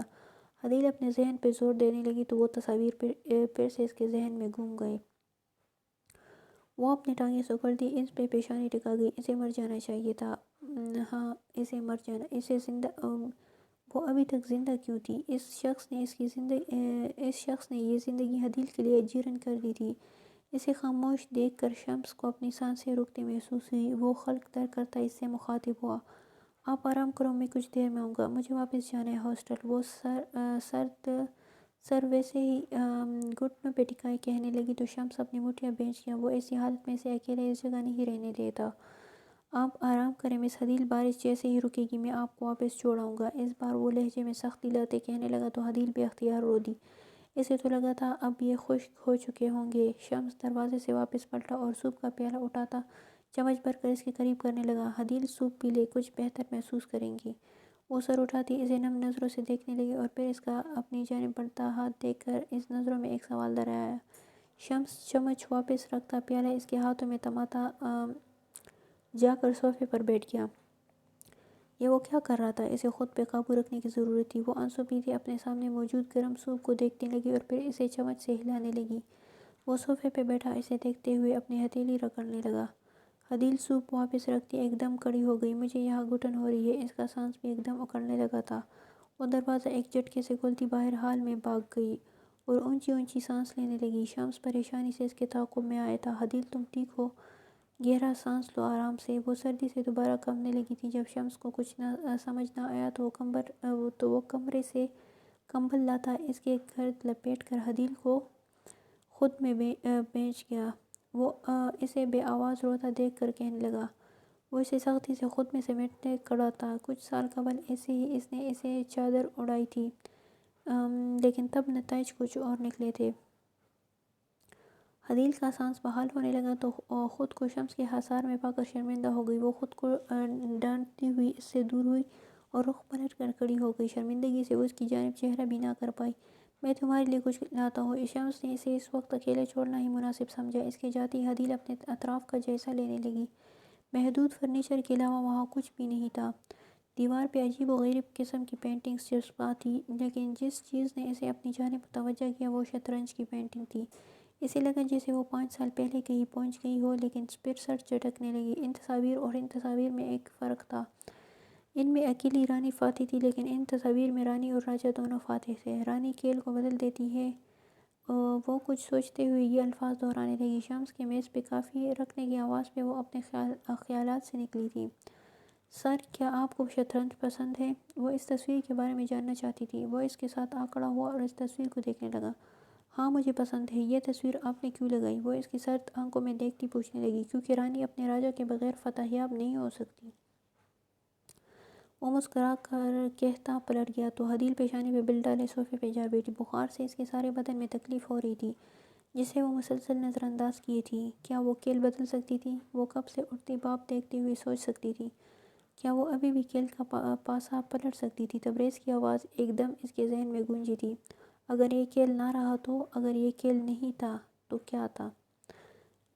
اگر آپ کسی شخص کے پاس پریشان ہو تو کیا کریں گے؟ وہ شمس سے پوچھنے لگی جو اسے ہی دیکھ رہا تھا۔ تو یہ جانو کہ وہ پیادہ ہے یا راجہ۔ میں کچھ سمجھی نہیں۔ اس کی کمزوری ڈھونڈو، اسے استعمال کرو، اس سے پہلے کہ وہ اسے اپنی طاقت میں بدل دے۔ لیکن اس کی کمزوری کیا ہے؟ اس میں کوئی شبہ نہیں ہونا چاہیے۔ بارش رک چکی تھی۔ چلے میں آپ کو ہاسٹل چھوڑاؤں۔ وہ مزید کچھ چاہتی اس سے پہلے شمس کھڑا ہو گیا۔ نائلہ اس کے دھلے ہوئے کپڑے لے آئی تو اسے تب سے پہلی بار احساس ہوا کہ وہ کسی انجان کے لباس میں ہے۔ وہ شرمندگی اور تشکر سے اسے دیکھنے لگی اور پھر شمس کے ساتھ چل دی۔ ہاسٹل تک کا سفر ان دونوں نے خاموشی سے طے کیا تھا۔ وہ اس کی باتوں کی وضاحت چاہتی تھی، لیکن چاہ کر بھی خاموشی توڑ نہ پائی۔ کار سے اترتے ہوئے شمس نے اس کا ٹوٹا ہوا موبائل اور ڈاکٹر کے مشورے سے منگوائی ادویات تمائی تھی۔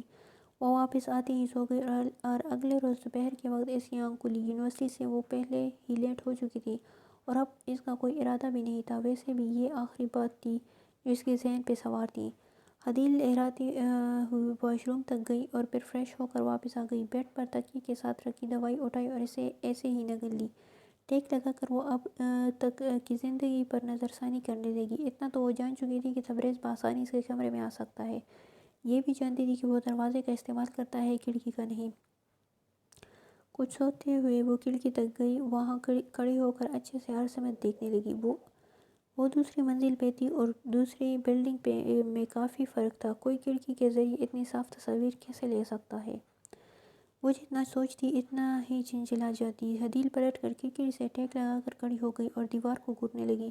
سامنے ہی اس کی اور آکاشا کی تصویر لٹک رہی تھی، جس میں وہ دونوں سیاہ ٹوپیاں پہنے ہاتھ میں ڈگریاں تھامے کیمرے کو دیکھتی مسکرا رہی تھی۔ اچانک اس کے دماغ میں چمکا ہوا تھا۔ وہ تصویر کھڑکی سے نہیں لی گئی تھی، کیونکہ اگر لی گئی تھی تو اس میں یہ دیوار دکھائی دیتی تھی جس میں اس کی تصاویر تھیں۔ وہ موبائل کی جانب بڑھی اور اس میں بیٹری لگا کر چیک کرنے لگی، لیکن وہ وہاں کی نہیں تھی۔ عدیل نے اسے چارجنگ پہ لگا دیا اور ان تصاویر کی چھوٹی سے چھوٹی ڈیٹیل بھی یاد کرنے لگی۔ بیڈ گراؤنڈ ان تصاویر میں وہ آدھا بیڈ دیکھ سکتی تھی جس پہ وہ بیٹھی تھی۔ حارث نے آکاشا کو پچھلی برتھ ڈے پہ وہ گفٹ دیا تھا۔ وہ اندازہ لگاتی اس کی مخالف سمت میں دیکھنے لگی، لیکن وہاں تو اس کا اپنا بیڈ اور اس کے پیچھے دیوار تھی جس پہ سوئچ بورڈ اور بلب لگا تھا۔ وہاں سے کوئی ان کی تصاویر کیسے لے سکتا تھا؟ لیکن کسی سوچ کے تحت وہ اپنے بیڈ پہ پلانگتی بلب کے آس پاس چیک کرنے لگی۔ شاید تبریز نے وہاں کوئی کیمرہ لگایا ہو، لیکن وہاں ایسا کچھ نہ تھا۔ وہ بیڈ کے چاروں اطراف اور اس کے نیچے بھی چیک کرنے لگی، حتیٰ کہ اس نے پورا کمرہ چھان مارا، لیکن ایسی کوئی چیز دریافت نہ کر پائی جس سے کچھ معلوم ہو گیا کہ اس کی تصاویر کیسے لی گئی۔ شاید وہ کیمرہ اتار لیا گیا ہو۔ ہاں، یہ بھی تو ہو سکتا ہے کہ اس کی غیر موجودگی میں یا سوتے ہوئے۔ اس کے علاوہ اور کوئی وضاحت نہیں تھی۔ کچھ سوچ کر اس نے اپنا لیپ ٹاپ اٹھایا اور اس میں کیمرہ کے بارے میں سرچ کرنے لگی، لیکن اسے کوئی خاطر خواہ جواب نہ ملا۔ وہ جو بھی کر لیتی لیکن ہمیشہ زیرو پہ ہی پھنس جاتی تھی۔ تک کر اس نے تکیے سے ٹیک لگائی اور آنکھیں بند کر لی۔ موبائل چیک کیا پر وہ خراب ہو چکا تھا۔ اسے نئے موبائل کی ضرورت تھی۔ یہ سب سوچتے ہوئے وہ اس جانب گوری جا رہی تھی جہاں اس کی تصاویر لی گئی تھی۔ اس بند کمرے میں آخر کیسے؟ اس کا سر پھر سے دکھنے لگا تھا، لیکن ایک سوچ کے آتے ہی وہ سیدھی ہو بیٹھی۔ اپنا لیپ ٹاپ کا رخ ہلکا سا گھمایا اور پھر اس کا بیک مرر آن کیا۔ کمرے کی وہ سائڈ صاف دکھائی دے رہی تھی جہاں اس کی تصاویر لی گئی تھی۔ Shirt shirt shirt! اس کا لیپ ٹاپ اکثر کام کرتی جلدی میں جب اکیلی ہوتی تو کمرے میں لباس بدل لیتی تھی اور وہ لیپ ٹاپ کھلا ہوتا تھا۔ شٹ! وہ سب تصاویر اس کے لیپ ٹاپ سے لی گئی تھی۔ جیسے ہی اسے یہ احساس ہوا وہ اپنے بال نوچنے لگی۔ فوراً آکاشا کی اسٹیشنری کی جانب بڑھی اور اس میں سے ٹیپ نکال کر لے آئی۔ وہ جو کوئی بھی تھا مزید اس کا فائدہ نہیں اٹھا سکتا تھا۔ اس کے فرنٹ اور بیک دونوں کیمروں پہ ٹیپ لگا دی۔ وہ یہ جان کر دیوانہ وار ہنسنے لگی، یہاں تک کہ اس کی آنکھوں میں پانی آنے لگا۔ اس آئی ٹی والے لڑکے کی باتیں اس کے دماغ میں گھومنے لگی۔ سافٹ ویئر بیک ساکھ! کم از کم وہ اب سمجھ پا رہی تھی کہ وہ کیا ذریعہ استعمال کرتا رہا ہے۔ ساری رات وہ ٹھیک سے سو نہیں پائی اور اگلے دن لیپ ٹاپ اٹھاتی یونیک کے لیے روانہ ہو گئی۔ یار تم کہاں غائب تھی؟ پرسوں اچانک غائب ہو گئی، بیگ بھی یہیں چھوڑ گئی۔ نور اسے کلاس میں داخل ہوتی دیکھتے ہی تپے ہوئے لہجے میں بولنے لگی، میری طبیعت کچھ خراب ہو رہی تھی اس لیے چلی گئی۔ اتنی کوئی ایمرجنسی تھی جو بیگ بھی یہیں چھوڑ گئی؟ میں تمہیں کال کر کے تک گئی لیکن موبائل بھی بند تھا۔ ہاں وہ خراب ہو گیا، مجھ سے گر گیا تھا۔ عدیل نے جھوٹ سے کام لیا۔ بخار کی وجہ سے ابھی بھی اس کا رنگ زرد تھا۔ نور نے اسے مزید کچھ کہنا مناسب نہ جانا۔ ٹھیک ہے، تمہارا بیگ میرے گھر میں ہے۔ آج شام ہم شہیر کے اپارٹمنٹ مل رہے ہیں نا؟ تو میں وہاں لے آؤں گی۔ شہیر کے اپارٹمنٹ کیوں؟ وہ پیشانی پہ بل سجائے پوچھنے لگی۔ لگتا ہے تم بھول گئی ہو، کہا تھا نا کچھ سامان سیٹ کرنا ہے۔ اوہ ہاں، میں تو بھول ہی گئی تھی۔ اور پلیز انکار مت کرنا، مجھے پتہ ہے کہ تم بیمار ہو لیکن تم بس وہاں آ جانا، سب کام میں دیکھ لوں گی پلیز۔ وہ شہیر کو شدت سے چاہتی تھی اور اس طرح اس کے قریب آنے کا موقع ضائع نہیں کرنا چاہتی تھی۔ عدیل محض مسکرا دی اور اس بات میں سر ہلا دیا۔ کچھ ہی دیر میں لیکچر سٹارٹ ہونے لگا تھا تو شہیر بھی نمودار ہوتا دکھائی دیا۔ وہ ان دونوں کو دیکھ کر ان کی جانب بڑھنے لگا اور پھر اس سے پچھلی سیٹ پہ بیٹھ گیا۔ وہ اپنی لیکچر سے نکل رہا تھا جب عدیل کو آئی ٹی ڈپارٹمنٹ کی جانب بڑھتے ہوئے دیکھا۔ ہاتھ میں لیپ ٹاپ تھامے وہ ہر چیز سے بے نیاز دکھائی دیتی تھی۔ شمس گھڑی پہ ٹائم دیکھتا اسے دیکھنے لگا۔ یہ اس وقت کہاں روانہ تھی اور آئی ٹی میں اس کا کیا کام؟ وہ اس سے کافی فاصلہ رکھے عدیل کا پیچھا کرنے لگا۔ وہ آئی ٹی ڈپارٹمنٹ میں اپنا لیپ ٹاپ چیک کروانا چاہتی تھی۔ اس کے سامنے موجود گراؤنڈ سے گزری جب کسی نے اس کا نام پکارتے ہوئے اپنی جانب متوجہ کیا۔ عدیل! عفان ہاتھ ہلاتا اس کی جانب بڑھ رہا تھا۔ وہ چہرے پر مسکراہٹ سجائے اس کے سامنے آ گیا۔ آپ یہاں آئی ٹی ڈپارٹمنٹ میں؟ خیر تو ہے نا؟ وہ میں آپ کو ہی ڈھونڈ رہی تھی۔ اس نے کچھ فاصلے پہ ان سے کچھ فاصلے پہ وہ موجود تھے۔ عدیل کی بات پہ وہ دلکشی سے مسکرانے لگا تو عدیل جلدی سے اپنا مقصد واضح کرنے لگی۔ میرا لیپ ٹاپ کچھ مسئلہ کر رہا ہے اور مجھے اسے چیک کروانا ہے۔ وہ ایک طرف پکڑا موبائل اس کے سامنے کرتی کہنے لگی، اور دکھاؤ میں چیک کر لیتا ہوں۔ وہ ہاتھ آگے بڑھاتا کہنے لگا تو عدیل نے وہ لیپ ٹاپ اسے تھما دیا۔ وہ وہی گراؤنڈ میں بیٹھ گیا تو عدیل بھی کچھ فاصلے پہ بیٹھ گئی۔ عفان لیپ ٹاپ کا سسٹم چیک کرنے لگا جب اچانک بولا، اس میں وائرس ہے، کافی زیادہ ہے، کیا تم نے کوئی لنک اوپن کیا تھا؟ عدیل اپنے ذہن پہ زور ڈالتی سوچنے لگی۔ کچھ مہینے پہلے مجھے ایک ای میل آئی تھی، اس میں لنک تھا، میں نے سوچا کوئی ورک ریلیٹڈ ہوگا۔ غلط کیا عدیل، ایسے لنک بہت خطرناک ہوتے ہیں، کوئی بھی لنک ایسے ہی اوپن نہیں کرتے اور نہ ہی کوئی اپلیکیشن ڈاؤن لوڈ کرتے ہیں۔ کیا میرا لیپ ٹاپ ٹھیک ہو جائے گا؟ وہ اس کی بات پہ سر ہلاتے کہنے لگی۔ وہ لیپ ٹاپ بند کرتے ہوئے عدیل سے مخاطب ہوا، اس میں کچھ وقت لگے گا، آپ کچھ بھی شاپ سے ٹھیک کروا سکتی ہو یا پھر میں فری ٹائم میں کر دوں گا اور آپ آف ٹائم تک اسے لے جانا۔ عدیل کو کسی شاپ کو ڈھونڈ کر لیپ ٹاپ ٹھیک کروانے سے یہ طریقہ زیادہ بہتر لگا۔ حامی بھر لی۔ مجھے خوشی ہے کہ آپ نے مجھ سے ہیلپ لی۔ حدیل اس کے لہجے پر گڑبڑا گئی تو الوداعی کلمات ادا کرتی اٹھ گئی۔ وہ پھر سے اس کے ساتھ تھی۔ کیا اسے تکلیف پہنچا کر حدیل کو اچھا لگتا تھا؟ یقیناً اچھا لگتا تھا۔ شمس مسکراتے ہوئے پوچھنے لگا، لیکن وہ مسکراہٹ زہر خندہ تھی۔ اگر وہ اس طرح کی حرکات کرنے کا ارادہ رکھتی تھی تو وہ بھی اسے شمس سے تبریز بننے میں کوئی قباحت نہ تھی۔ وہ واپس اپنے ڈپارٹمنٹ میں آتی سکون سے لیکچر کے لیے بڑھ گئی۔ کلینیکل سائیکالوجی کا لیکچر ہونے لگا تھا، لیکن اس کا دھیان کہیں اور ہی تھا۔ ایسے حالات میں اس کے لیے لیکچر سمجھنا مشکل ہو چکا تھا۔ شہیر کو پریشان سی لگی تو وہ نور اور حدیل کو اپنا پلان بتانے لگا۔ ایسا کرتے ہیں کہ پہلے لنچ کرنے جاتے ہیں اور پھر میرے اپارٹمنٹ کا کام نپٹانے جائیں گے۔ کیا کہتی ہو تم دونوں؟ آئیڈیا تو اچھا ہے۔ نور نے فوراً حامی بھری تھی، لیکن شہیر حدیل کے جواب کا منتظر تھا۔ تم دونوں جاؤ، میری طبیعت ویسے بھی کچھ خاص نہیں۔ اگر تم نہیں جاؤ گی تو پروگرام کینسل، شہیر نے صاف کہا تو نور حدیل کی جانب رخ کرتی بیٹھ گئی۔ اسے تو ہر اس موقع کی تلاش رہتی تھی جو شہیر کے ساتھ گزار سکے۔ چلو نا یار، گھومو پھرو گے تو اچھا لگے گا تمہیں۔ وہ حدیل کو منانے لگی، لیکن اس کا دل بوجھل سا تھا۔ گھبراؤ نہیں، لنچ میری طرف سے ہوگا، شہیر جیسے اسے لالچ سا دیا۔ وہ متبسم سے اسے دیکھنے لگی۔ کوئی بات نہیں، تم دونوں چلے جانا، میں شام تک تمہارے اپارٹمنٹ آ جاؤں گی۔ اس نے اپنی طرف سے حل نکالا تھا، لیکن شہیر نے لنچ کروانے سے صاف انکار کر دیا تو نور منہ پھیلا کر بیٹھ گئی۔ وہ حدیل کو ایک ایسی بلی کی مانند لگتی تھی جو اپنے مالک کی توجہ چاہتی ہو۔ اگر آکاشا ہوتی تو تم ضرور جاتی، میں تو صرف نام کی دوست ہوں۔ وہ ناراض ہوتی وہاں سے اٹھ گئی تو حدیل نے اسے بازو سے تھام دیا۔ اچھا نا یار، چلیں گے، خفا کیوں ہوتی ہو؟ وہ اس کی ضد کے سامنے ہار گئی تو نور خوشی سے واپس بیٹھ گئی۔ پروفیسر شمس کا لیکچر ختم ہوتے ہی وہ ان کے آفس کی جانب بڑھنے لگی۔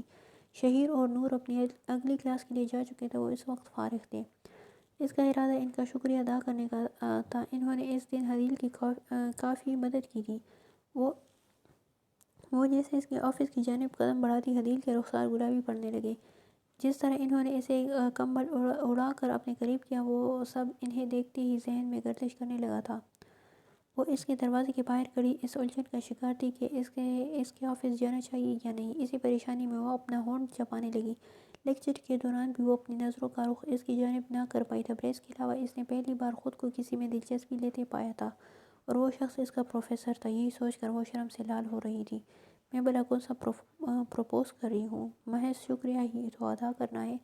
وہ خود کو ڈپٹی ہاتھ بڑھا کر نوک کرنے لگی جب اندر سے آواز سنائی دی، کب تک وہاں کھڑے رہنے کا ارادہ ہے تمہارا؟ حدیل یکدم چونکی۔ کیا وہ اس سے مخاطب تھے؟ لیکن انہیں کیا پتا کہ میں یہاں ہوں؟ یہ سوچ کر حدیل تھوڑا سا دروازہ کھولتی سر آپس میں گھسا کر دیکھنے لگی۔ شمس اپنی کرسی پر بیٹھا تیزی سے پیپر پر سائن کر رہا تھا۔ سر، کیا میں آ جاؤں؟ اس نے پھر بھی اجازت لینا ضروری سمجھا تو وہ اسے سر مہری سے دیکھنے لگا۔ میرے خیال میں پہلے یہی کہہ چکا ہوں، وہ بے رخی سے بولا تو حدیل اپنا خلق ترک کرنے لگی۔ نہ جانے اس کا یہ رویہ دکھی کیوں کر گیا تھا۔ کل اور آج والے شخص میں کتنا فرق تھا۔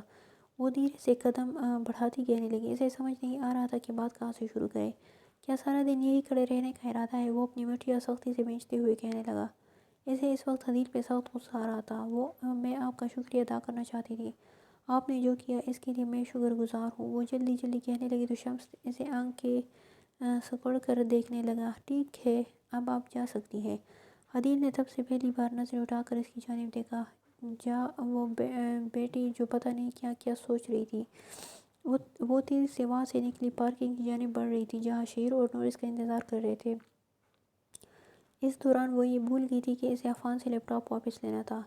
وہ تینوں ایک اچھے ریسٹورنٹ میں بیٹھے کھانے کا انتظار کر رہے تھے۔ اچھا ہی تھا کہ وہ ان کے ساتھ آ گئی، شاید اس سے اس کا دھیان کسی اور جانب مبذول ہو جاتا، پھر چاہے وہ کچھ دیر کے لیے ہی ہوتا۔ اسے ریسٹ روم جانا تھا، لیکن نور اور شہیر کو باتیں کرتا دیکھ کر کچھ دیر میں آنے کا کہہ کر چلی گئی۔ وینٹی ایریا کے سامنے کھڑی وہ اپنا زرد چہرہ دیکھنے لگی اور پھر سر جھکا کر ہاتھ دھونے لگی۔ وہ ہاتھ دھو کر پلٹی ہی تھی جب کوئی دروازے کے عقب سے نکلا اور اسے بالوں سے دبوچ لیا۔ ہوٹ سے اس شخص کا چہرہ ڈھکا ہوا تھا۔ اس نے تیزی سے اسے پلٹا اور حدیل کا چہرہ دیوار میں دے مارا۔ پلیز نہیں! خوف سے وہ کانپنے لگی تھی۔ وہ اس پہ جھکا اور اپنے سینے سے اس کی پشت پہ دباؤ ڈالنے لگا تو وہ گھبراہٹ سے چیخ اٹھی۔ اس سے دور رہو ورنہ میں کسی حیوان کی طرح اسے چیر ڈالوں گا۔ میری نظر ہمیشہ تم پہ ہے، وہ اس کے کان میں خوفناک طریقے سے کہنے لگا۔ حدیث اس اچانک آفت پہ پہنچا رہ گئی اور یوں اسے اپنے قریب پا کر وہی سن ہو چکی تھی۔ حواس اور سانس بحال کرنے میں اسے کچھ وقت لگا تھا، جس دوران وہ غائب ہو چکا تھا۔ شمس کی سیاہ کی طرح اس کی زندگی میں شامل ہو چکا تھا۔ حدیث نے اپنے حواس سنبھالے اور پلٹی تو اس جگہ کو خالی پایا۔ وہ سب اتنی تیز سے ہوا کہ وہ سمجھ بھی نہ پائی کہ کیا وہ سچ تھا یا محض اس کا خیال، لیکن آدھے چہرے اور سر میں اٹھتی ٹیس اس بات کا ثبوت تھی کہ وہ اس کا خام خیال نہ تھا۔ حدیث لرزتی ٹانگوں پہ چلتی واپس پہنچی اور پھر ان دونوں کی کئی بار کوشش کرنے پہ بھی وہ وہاں نہ رکی۔ تبریز نے اس طرح سے کوئی حکم پہلی بار صادر کیا تھا، یہ بات اس کو سوچ میں مبتلا کر گئی تھی۔ وہ ہمیشہ سے ایسا ہی تھا، لیکن اس کی شدت بڑھتی جا رہی تھی۔ پہلے وہ اس کی حرکات میں محسوس ہوتا تھا، لیکن اب وہ اس کی زندگی میں مداخلت کرنے لگا تھا۔ اور وہ کس سے دور رہنے کا کہہ کر گیا تھا، کیونکہ وہ زیادہ تر وقت تو شہیر کے ساتھ گزارتی تھی۔ کیا شہیر کی جان خطرے میں تھی؟ یہ سوچ اسے خوف میں مبتلا کرنے لگی تھی، لیکن اس نے اپنا سر جھٹک دیا۔ نہیں، وہ اسے محض ڈرا رہا تھا۔ وہ جو کچھ اس نے کیا تھا اس کے بعد تو اب کچھ کونے کو بھی نہ بچا تھا۔ اگر اس شہیر سے مسئلہ تھا تو یہ تبریز کا مسئلہ تھا، اس کا نہیں۔ وہ کیوں اپنے دوست سے دور ہوتی؟ شام ہوتی وہ اپنے وعدے کے مطابق شمس کے اپارٹمنٹ میں موجود تھی۔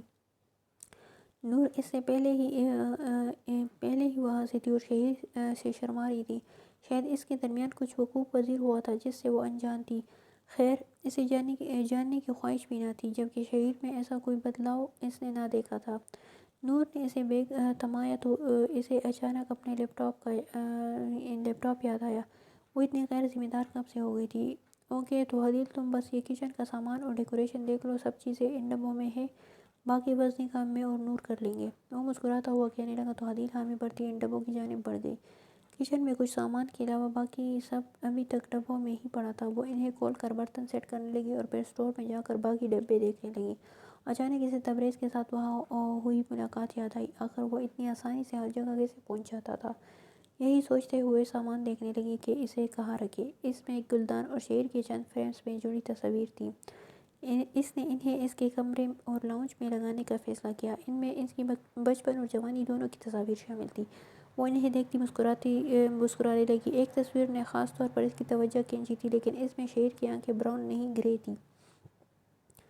سرد کسی جذبے سے آ رہی۔ شاید کوئی اور دیکھتا تو اسے شہیر ہی سمجھتا، لیکن وہ جانتی تھی کہ وہ شہیر کی نہیں، تبریز کی تصویر تھی۔ لیکن تبریز کی تصویر اس کے پاس کیوں تھی؟ اس کا تنفس بگڑنے لگا اور ہاتھ کانپنے لگے تھے۔ حدیث نے پورا ڈبہ الٹا دیا، لیکن مزید کچھ نہ ملا۔ قریب موجود دوسرا ڈبہ کھینچا اور اسے بھی فرش پر الٹا دیا۔ ایک البم فرش پہ گری تو وہ گھٹنوں کے بل بیٹھی، کانپتے ہاتھوں اور سن پڑتے ذہن کے ساتھ اسے کھولنے لگی۔ بچپن، جوانی اور پھر مرد، کہیں اکیلا، کہیں شہیر کے ساتھ، کتنی ہی تصاویر تھی اس کی۔ وہ بری طرح کانپنے لگی۔ شہیر تو کیا وہ بھی ملوث تھا؟ وہ لرزتی ٹانگوں پہ اس البم کو تھامے کھڑی ہوئی اور نم آنکھ کے لیے وہاں سے بھاگی۔ شہیر نور کی کسی بات پر ہنس رہا تھا اور دونوں مل کر پردے لٹکا رہے تھے۔ جب حدیث نے غصے سے وہ البم فرش پر پھینکی، اس کے تاثرات دیکھ کر وہ دونوں چونکے اور شہیر کرسی سے فرش پر پلنگتا غصے سے دیکھنے لگے۔ یہ کیا حرکت ہے حدیث؟ وہ بہت محبت سے البم اٹھاتا اسے دیکھنے لگا۔ نور بھی اس رویے پہ کھڑی رہ گئی۔ نہیں، تم مجھے بتاؤ کہ یہ کیا ہے؟ تم سب جانتے تھے نا؟ تم ملوث تھے اس میں۔ وہ چیخ تو اٹھی تھی۔ اتنے عرصے کی بے بسی، دکھ، خوف، سب ہی تو دکھ رہا تھا اس کے تاثرات میں۔ حدیث، مجھے نہیں پتا کہ تمہیں اچانک کیا ہوا، لیکن تحمل سے بات کرو۔ شہیر ناسمجھی سے اسے دیکھنے لگا تو حدیث اسے گھورنے لگی۔ تم بتاؤ یہ کون ہے یہ شخص تمہارے ساتھ؟ اس نے البم میں کھلی تصویر کی جانب اشارہ کیا جو کہ شہیر کے ہاتھ میں تھا۔ میرا بھائی، شہیر نے بنا کسی جھجک کے جواب دیا۔ حدیث کو اس کا اندازہ تو تھا، لیکن اس کے چہرے پہ کوئی پریشانی کے تاثر نہ ابھرے تھے۔ حدیث نے اسے بے یقینی سے دیکھا۔ یقین ٹوٹا تھا اس کا۔ شاید اسے اس پہ یقین کرنا ہی نہیں چاہیے تھا۔ تم نے آج تک کیوں نہیں بتایا اس کے بارے میں؟ اس کی تفتیش پہ شہیر پیشانی پہ بل نمودار ہونے لگی۔ آخر یہ سب کیوں پوچھ رہی ہو؟ کبھی اس بارے میں ذکر ہی نہیں ہوا، اور دنیا میں سب کے بہن بھائی ہوتے ہیں، میں کوئی انوکھا ہوں؟ حدیث کی مشکوک نگاہوں اور رویے سے شہیر بھی بگڑنے لگا تھا، جبکہ نور پریشانی سے ان دونوں کو دیکھتی کچھ سمجھنے کی کوشش کر رہی تھی۔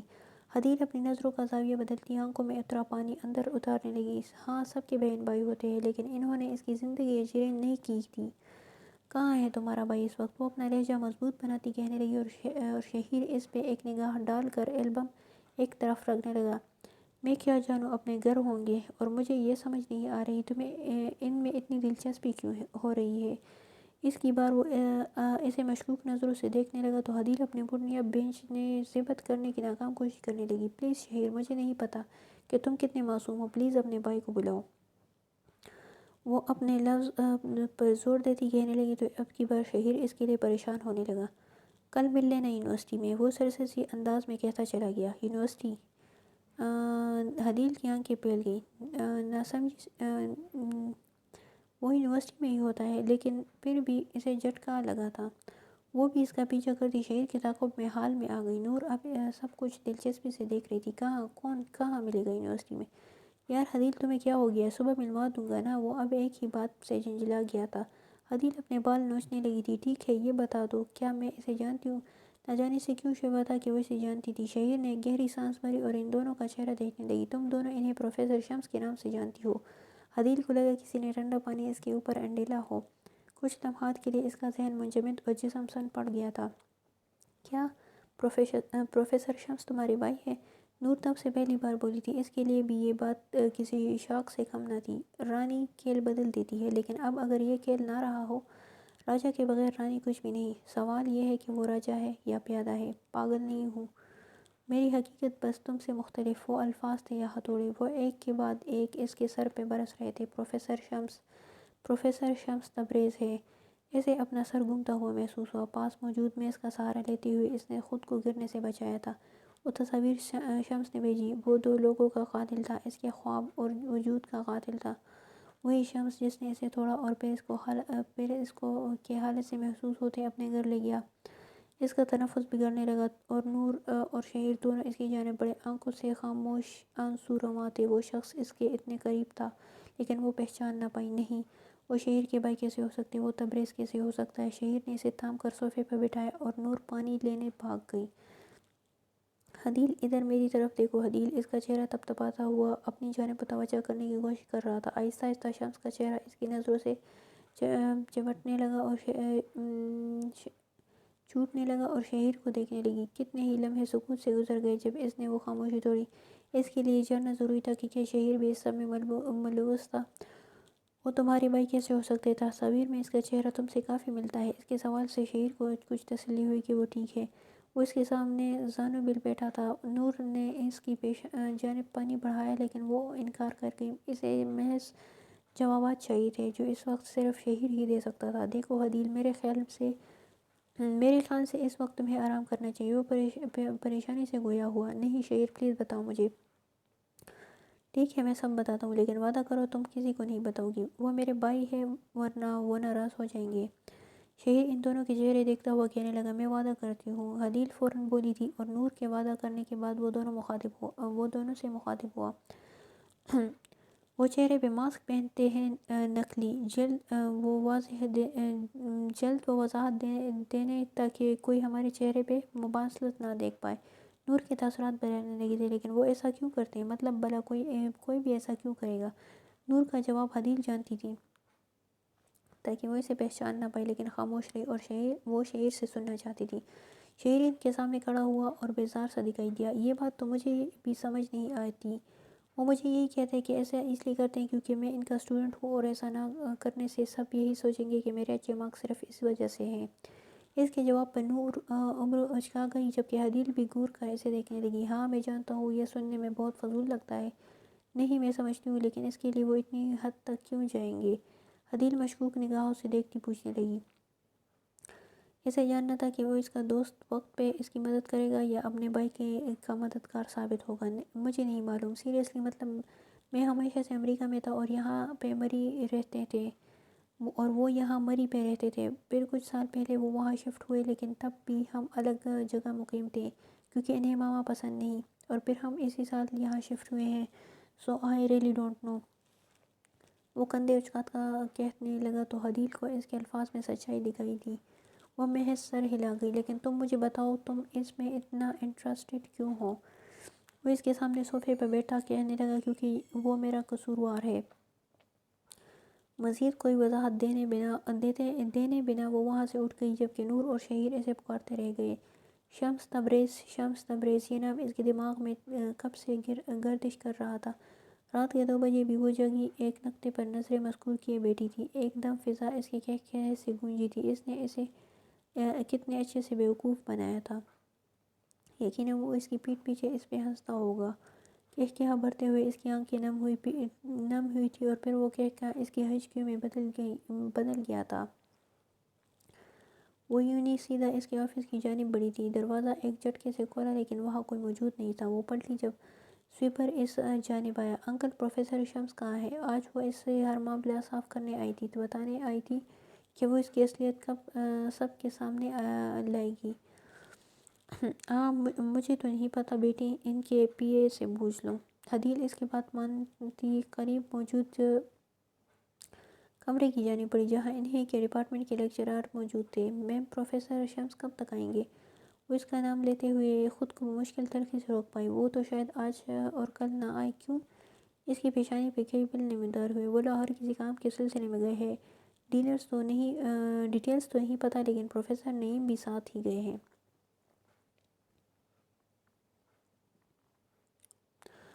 اوکے میم، وہ یقیناً یونی کے کسی کام سے گیا تھا۔ پنجاب یونیورسٹی کے ایک سیمینار میں ان کی شرکت مطلوب تھی۔ آج سارا دن وہ عدیل کو نہ دیکھ پایا تھا۔ اسے امید تھی کہ وہ اس لڑکے سے دور ہی رہے گی، لیکن وہ کوئی بھی شک نہیں چھوڑنا چاہتا تھا۔ اس لیے پروفیسر نعیم سے اجازت لیتا وہ واپسی کی راہ پر گامزن تھا۔ اپنے کام کو سر انجام دے کر اس کا ارادہ مری جانے کا تھا۔ وہ اس بنگلے کو بیچنے کا ارادہ کر چکا تھا۔ اسی سلسلے میں کسی اسٹیٹ ایجنٹ سے ملنا تھا، لیکن اس سے پہلے اس بات کو یقینی بنا تھا کہ وہ عفان دوبارہ کہیں عدیل کی جانب پیش قدمی نہ کر پائے۔ اسے دیکھ کر عفان کا کیا خیال ہو گیا، یہ سوچ کر اس کے چہرے پر مسکراہٹ بکھر گئی تھی۔ وہ عفان سے لیپ ٹاپ لینے گئی تو معلوم ہوا کہ وہ بھی آج نہیں آیا تھا، اس لیے وہ اس کے دوست سے عفان کا نمبر لے کر واپس آ گئی۔ راستے سے نیا موبائل لیا اور اس میں سم ڈالتے ہی اس کے والدین کے میسیجز موصول ہونے شروع ہو گئے تھے۔ وہ اپنی پریشانی میں ان کی پریشانی تو بھول ہی بیٹھی تھی۔ فوراً انہیں کال کیا اور دوسری جانب سے اعظم صاحب کی گرجدار آواز سنائی دی۔ ان سے تسلی سے بات کر کے موبائل خراب ہونے کا یقین دلوایا، کیونکہ وہ پریشانی سے راولپنڈی آنے کا ارادہ کر چکے تھے۔ عدیل کے بار بار سمجھانے پہ آخر وہ ان کی بات مان ہی گئے اور تنبیہ کرتے ہوئے فوراً فون کاٹ دیا۔ رات کے وقت وہ بستر پر لیٹا ہوا چھت کو گھور رہا تھا۔ بارش میں شمس جس طرح عدیل کو اپنے ساتھ لے کر گیا، یہی سب اس کے دماغ میں چل رہا تھا۔ شہیر نے کروٹ پلٹ کر اپنا موبائل اٹھایا اور نور کو ملانے لگا۔ دوسری جانب سے نور کی خوشی سے بھرپور آواز گونجتی تھی۔ ہیلو نور، کیسی ہو تم؟ وہ اس کی خبرگیری کرنے لگا۔ میں ٹھیک ہوں، تم کیسے ہو؟ میں تو ٹھیک ہوں، لیکن اگر تم پاس ہوتی تو مزید ٹھیک ہو جاتا، وہ لہجے میں تپش پیدا کرتا کہنے لگا تو دوسری جانب کچھ دیر خاموشی چھا گئی۔ شاید وہ شرما رہی تھی۔ کیا تم چاہتے ہو کہ میں تمہارے پاس آ جاؤں؟ نور نے گھبراتے ہوئے پوچھا تھا۔ اسے یقین نہیں آ رہا تھا کہ شہیر اسے مس کر رہا ہے۔ ہاں، میں تمہارا انتظار کر رہا ہوں۔ ٹھیک ہے، میں کچھ دیر کے لیے آ سکتی ہوں، وہ جھجکتے ہوئے کہنے لگی تو شہیر مسکرا دیا۔ ٹھیک ہے، میں تمہیں ایڈریس بھیجتا ہوں۔ وہ کال کاٹتا ہوا پھر سے اپنی پشت پر لیٹ گیا اور نور کو ایڈریس بھیجنے لگا۔ اگلے روز وہ یونی پہنچی، لیکن اسے شہیر اور نور دونوں کہیں دکھائی نہیں دے رہے تھے۔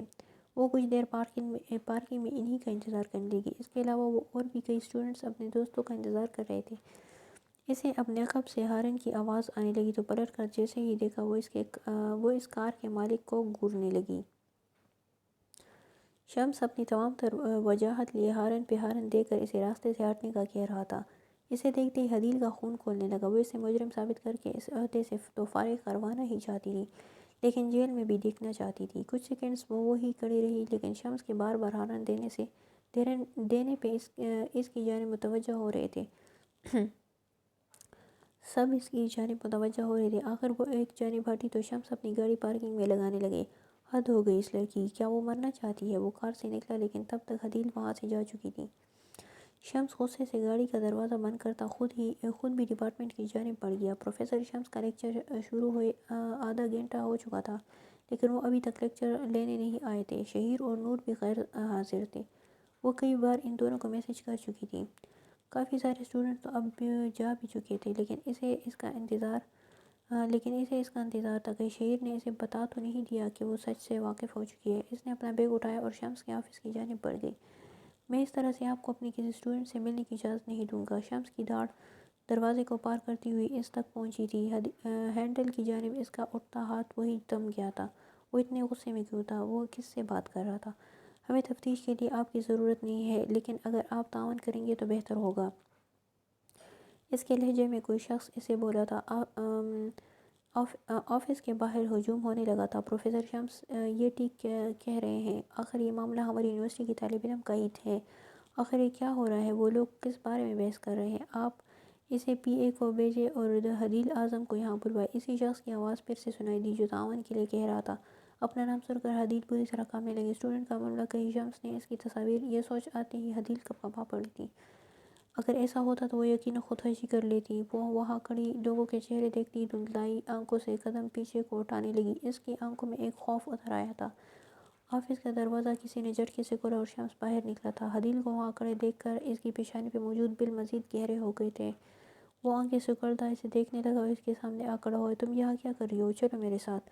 حدیل اس کی گردن میں ابھرتی شریانیں دیکھ سکتی تھی اور اس کے یوں کہنے پہ ایک دم خوفزدہ اور الجھن کا شکار ہوئی تھی۔ شمس اس کا ہاتھ تھام کر وہاں سے جاتا اس سے پہلے اس کے وائس ہیڈ اور دو پولیس آفیسرز آفس سے نمودار ہوئے۔ مس حدیل، آفیسر آپ سے بات کرنا چاہتے ہیں۔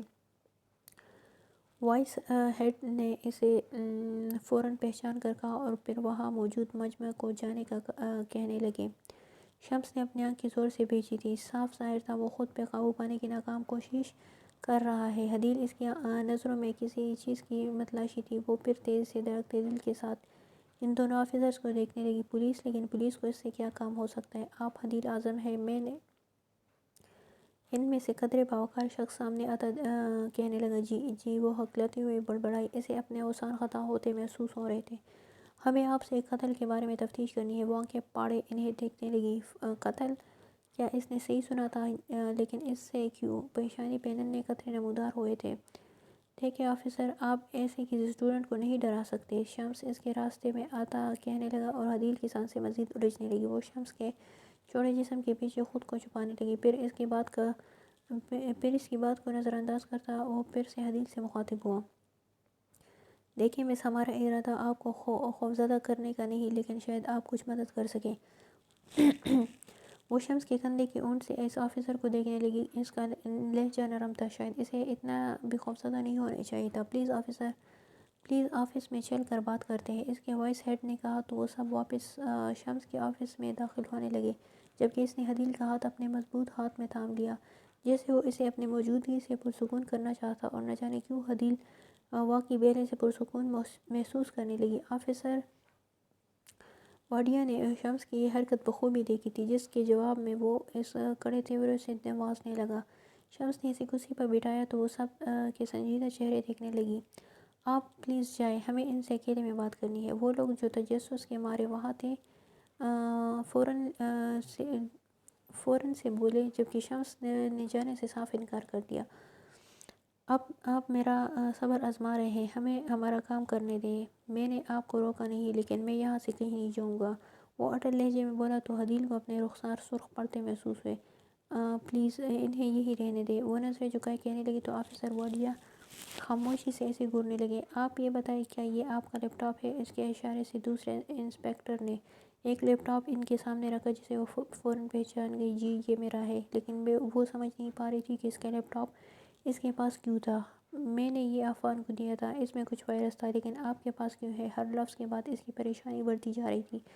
مجھے انتہائی افسوس ہے، کل رات کسی نے عفان کو بے دردی سے قتل کر دیا ہے۔ وہ اس کے تاثرات کا جائزہ لینے کہنے لگی۔ حدیل تو جیسے وہی سن ہو گئی تھی۔ عفان کا قتل؟ شمس کے بدن میں بھی ایک عجیب تناؤ سا آ گیا تھا۔ حدیل کی سانس بگڑنے لگی تو اس کے سامنے پانی کا گلاس رکھنے لگا۔ اس کے ہاتھ کانپنے لگے تھے۔ عفان کا قتل؟ کوئی اس بیچارے کو کیوں قتل کرے گا؟ وہ اپنے گرد بازو حمائل کرتی کہنے لگی۔ اس کی تفتیش ابھی چل رہی تھی، ہم ہر کسی سے معلومات اکٹھی کر چکے ہیں اور آپ سے بات بھی اسی سلسلے میں کرنی تھی۔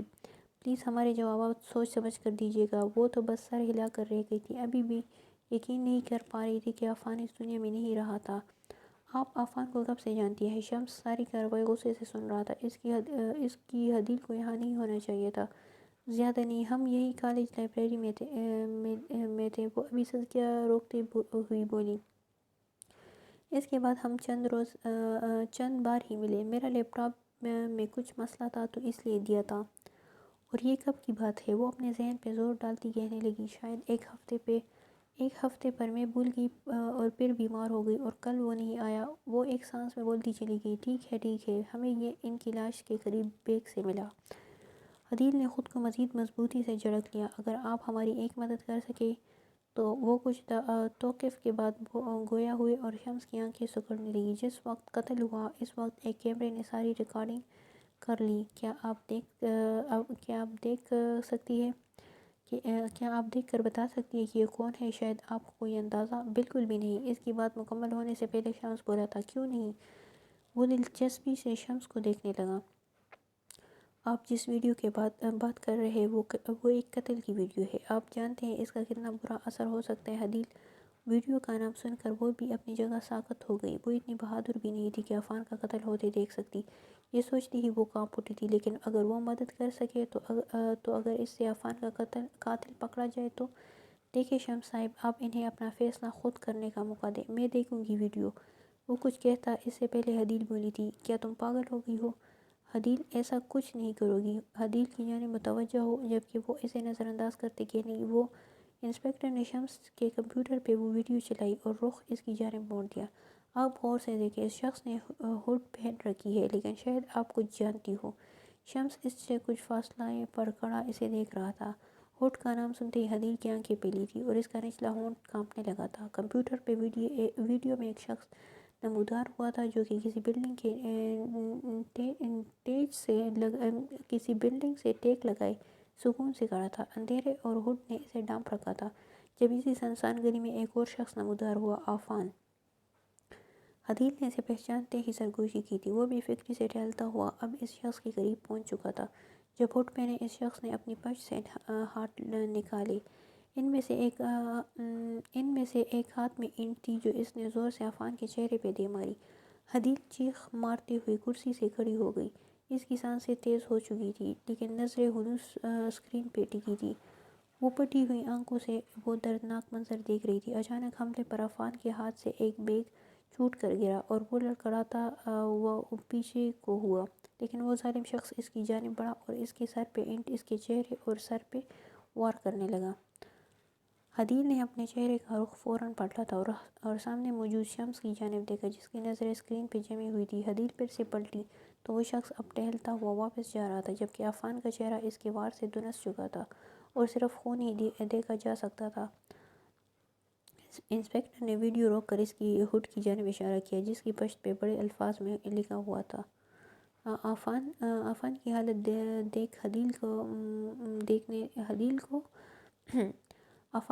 دیکھ کر عدیل کو کچھ ہونے لگا اور وہ اچانک وہی الٹی کرنے لگی۔ اسے سمجھ نہیں آ رہا تھا کہ اس نے کب رونا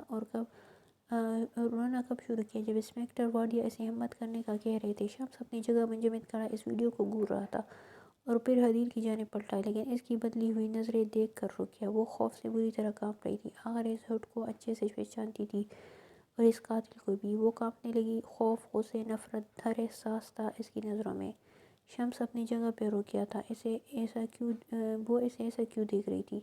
اس کے دماغ میں کیا چل رہا تھا؟ کسی احساس کی طرح شمس کی پتلیاں پیلی تھی۔ وہ جانتی تھی کہ وہی تبریز ہے۔ اس کی آنکھیں گواہی دیتی تھی، اس کی نظریں انسپکٹر واڈیا سے چھپ نہیں پائی تھی۔ عدیل نے اپنا بیگ پکڑا اور وہاں سے بھاگ گئی۔ شمس اس کے تعاقب میں جانے لگا جب انسپکٹر واڈیا نے اسے روک لیا۔ وہ یونہی سے بھاگتی ہوئی کانپتے ہاتھوں سے شہیر کو کال کرنے لگی۔ پہلی ہی بیل پہ اس نے فون اٹھا لیا تھا۔ شہیر تم کہاں ہو؟ وہ اپنے بال نوچتی کہہ رہی تھی جبکہ سب اسے عجیب نظروں سے دیکھنے لگے۔ میں ٹھیک ہوں، لیکن تمہیں کیا ہوا؟ اس کی آواز میں حیرت کا عنصر تھا۔ شہیر میں یہاں ہوں یونہی، پلیز مجھے لے جاؤ۔ اس وقت وہ سمجھ بھی نہیں پا رہی تھی کہ کیا کرے۔ اگر شمس کا نام لیتی بھی تو کیا ثبوت دیتی؟ اگر اس نے اسے بھی مار دیا تو؟ وہ ایک بار پھر رونے لگی۔ نہیں، شہیر اس کی مدد ضرور کرے گا۔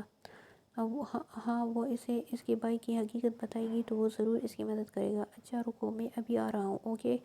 پلیز جلدی، اب بس 20 منٹ، تم ایسا کرو کسی کیفے جاؤ اور میرا انتظار کرو، پلیز جلدی۔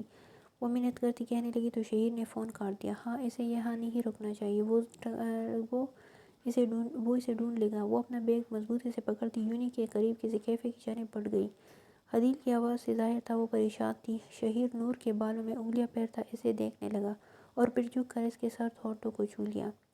مجھے اب جانا ہوگا، بائے۔ وہ اس کے پاس زمین پہ لیٹا اور پھر اٹھ گیا۔ مائیکل جیکسن کا گانا چلا کر جلدی سے فریش ہوا اور وہاں موجود اپنے کپڑے پہن کر دھند پہ ناچتا ہوا نور کے بدن کے اوپر سے پلانگتا وہاں سے چل دیا۔ اسے گھر جانا تھا، اس ہوٹ کو جلانا تھا اور اس کے بعد وہ عدیل سے بات کرتا۔ انسپکٹر نے جان بوجھ کر اسے روکا تھا اور اب وہ اپنے گھر کے پارکنگ ایریا میں تھا۔ اسے اپنے ملازم کہیں نہ دکھا تو وہ سیدھا اندرونی دروازے کی جانب بڑھا، لیکن سامنے کے منظر سے تو جیسے اس کی کائنات الٹ گئی تھی۔ اس کی ملازمہ اور ملازم دونوں کا سرد وجود وہاں گرا ہوا تھا۔ خون اس کے وجود سے بہتا ہوا دروازے تک پہنچ چکا تھا۔ کسی نے انہیں بے دردی سے قتل کیا تھا۔ وہ لڑکھڑاتا ہوا اپنے کمرے کی جانب بڑھا جہاں ایک اور ٹھنڈا وجود گرا ہوا تھا۔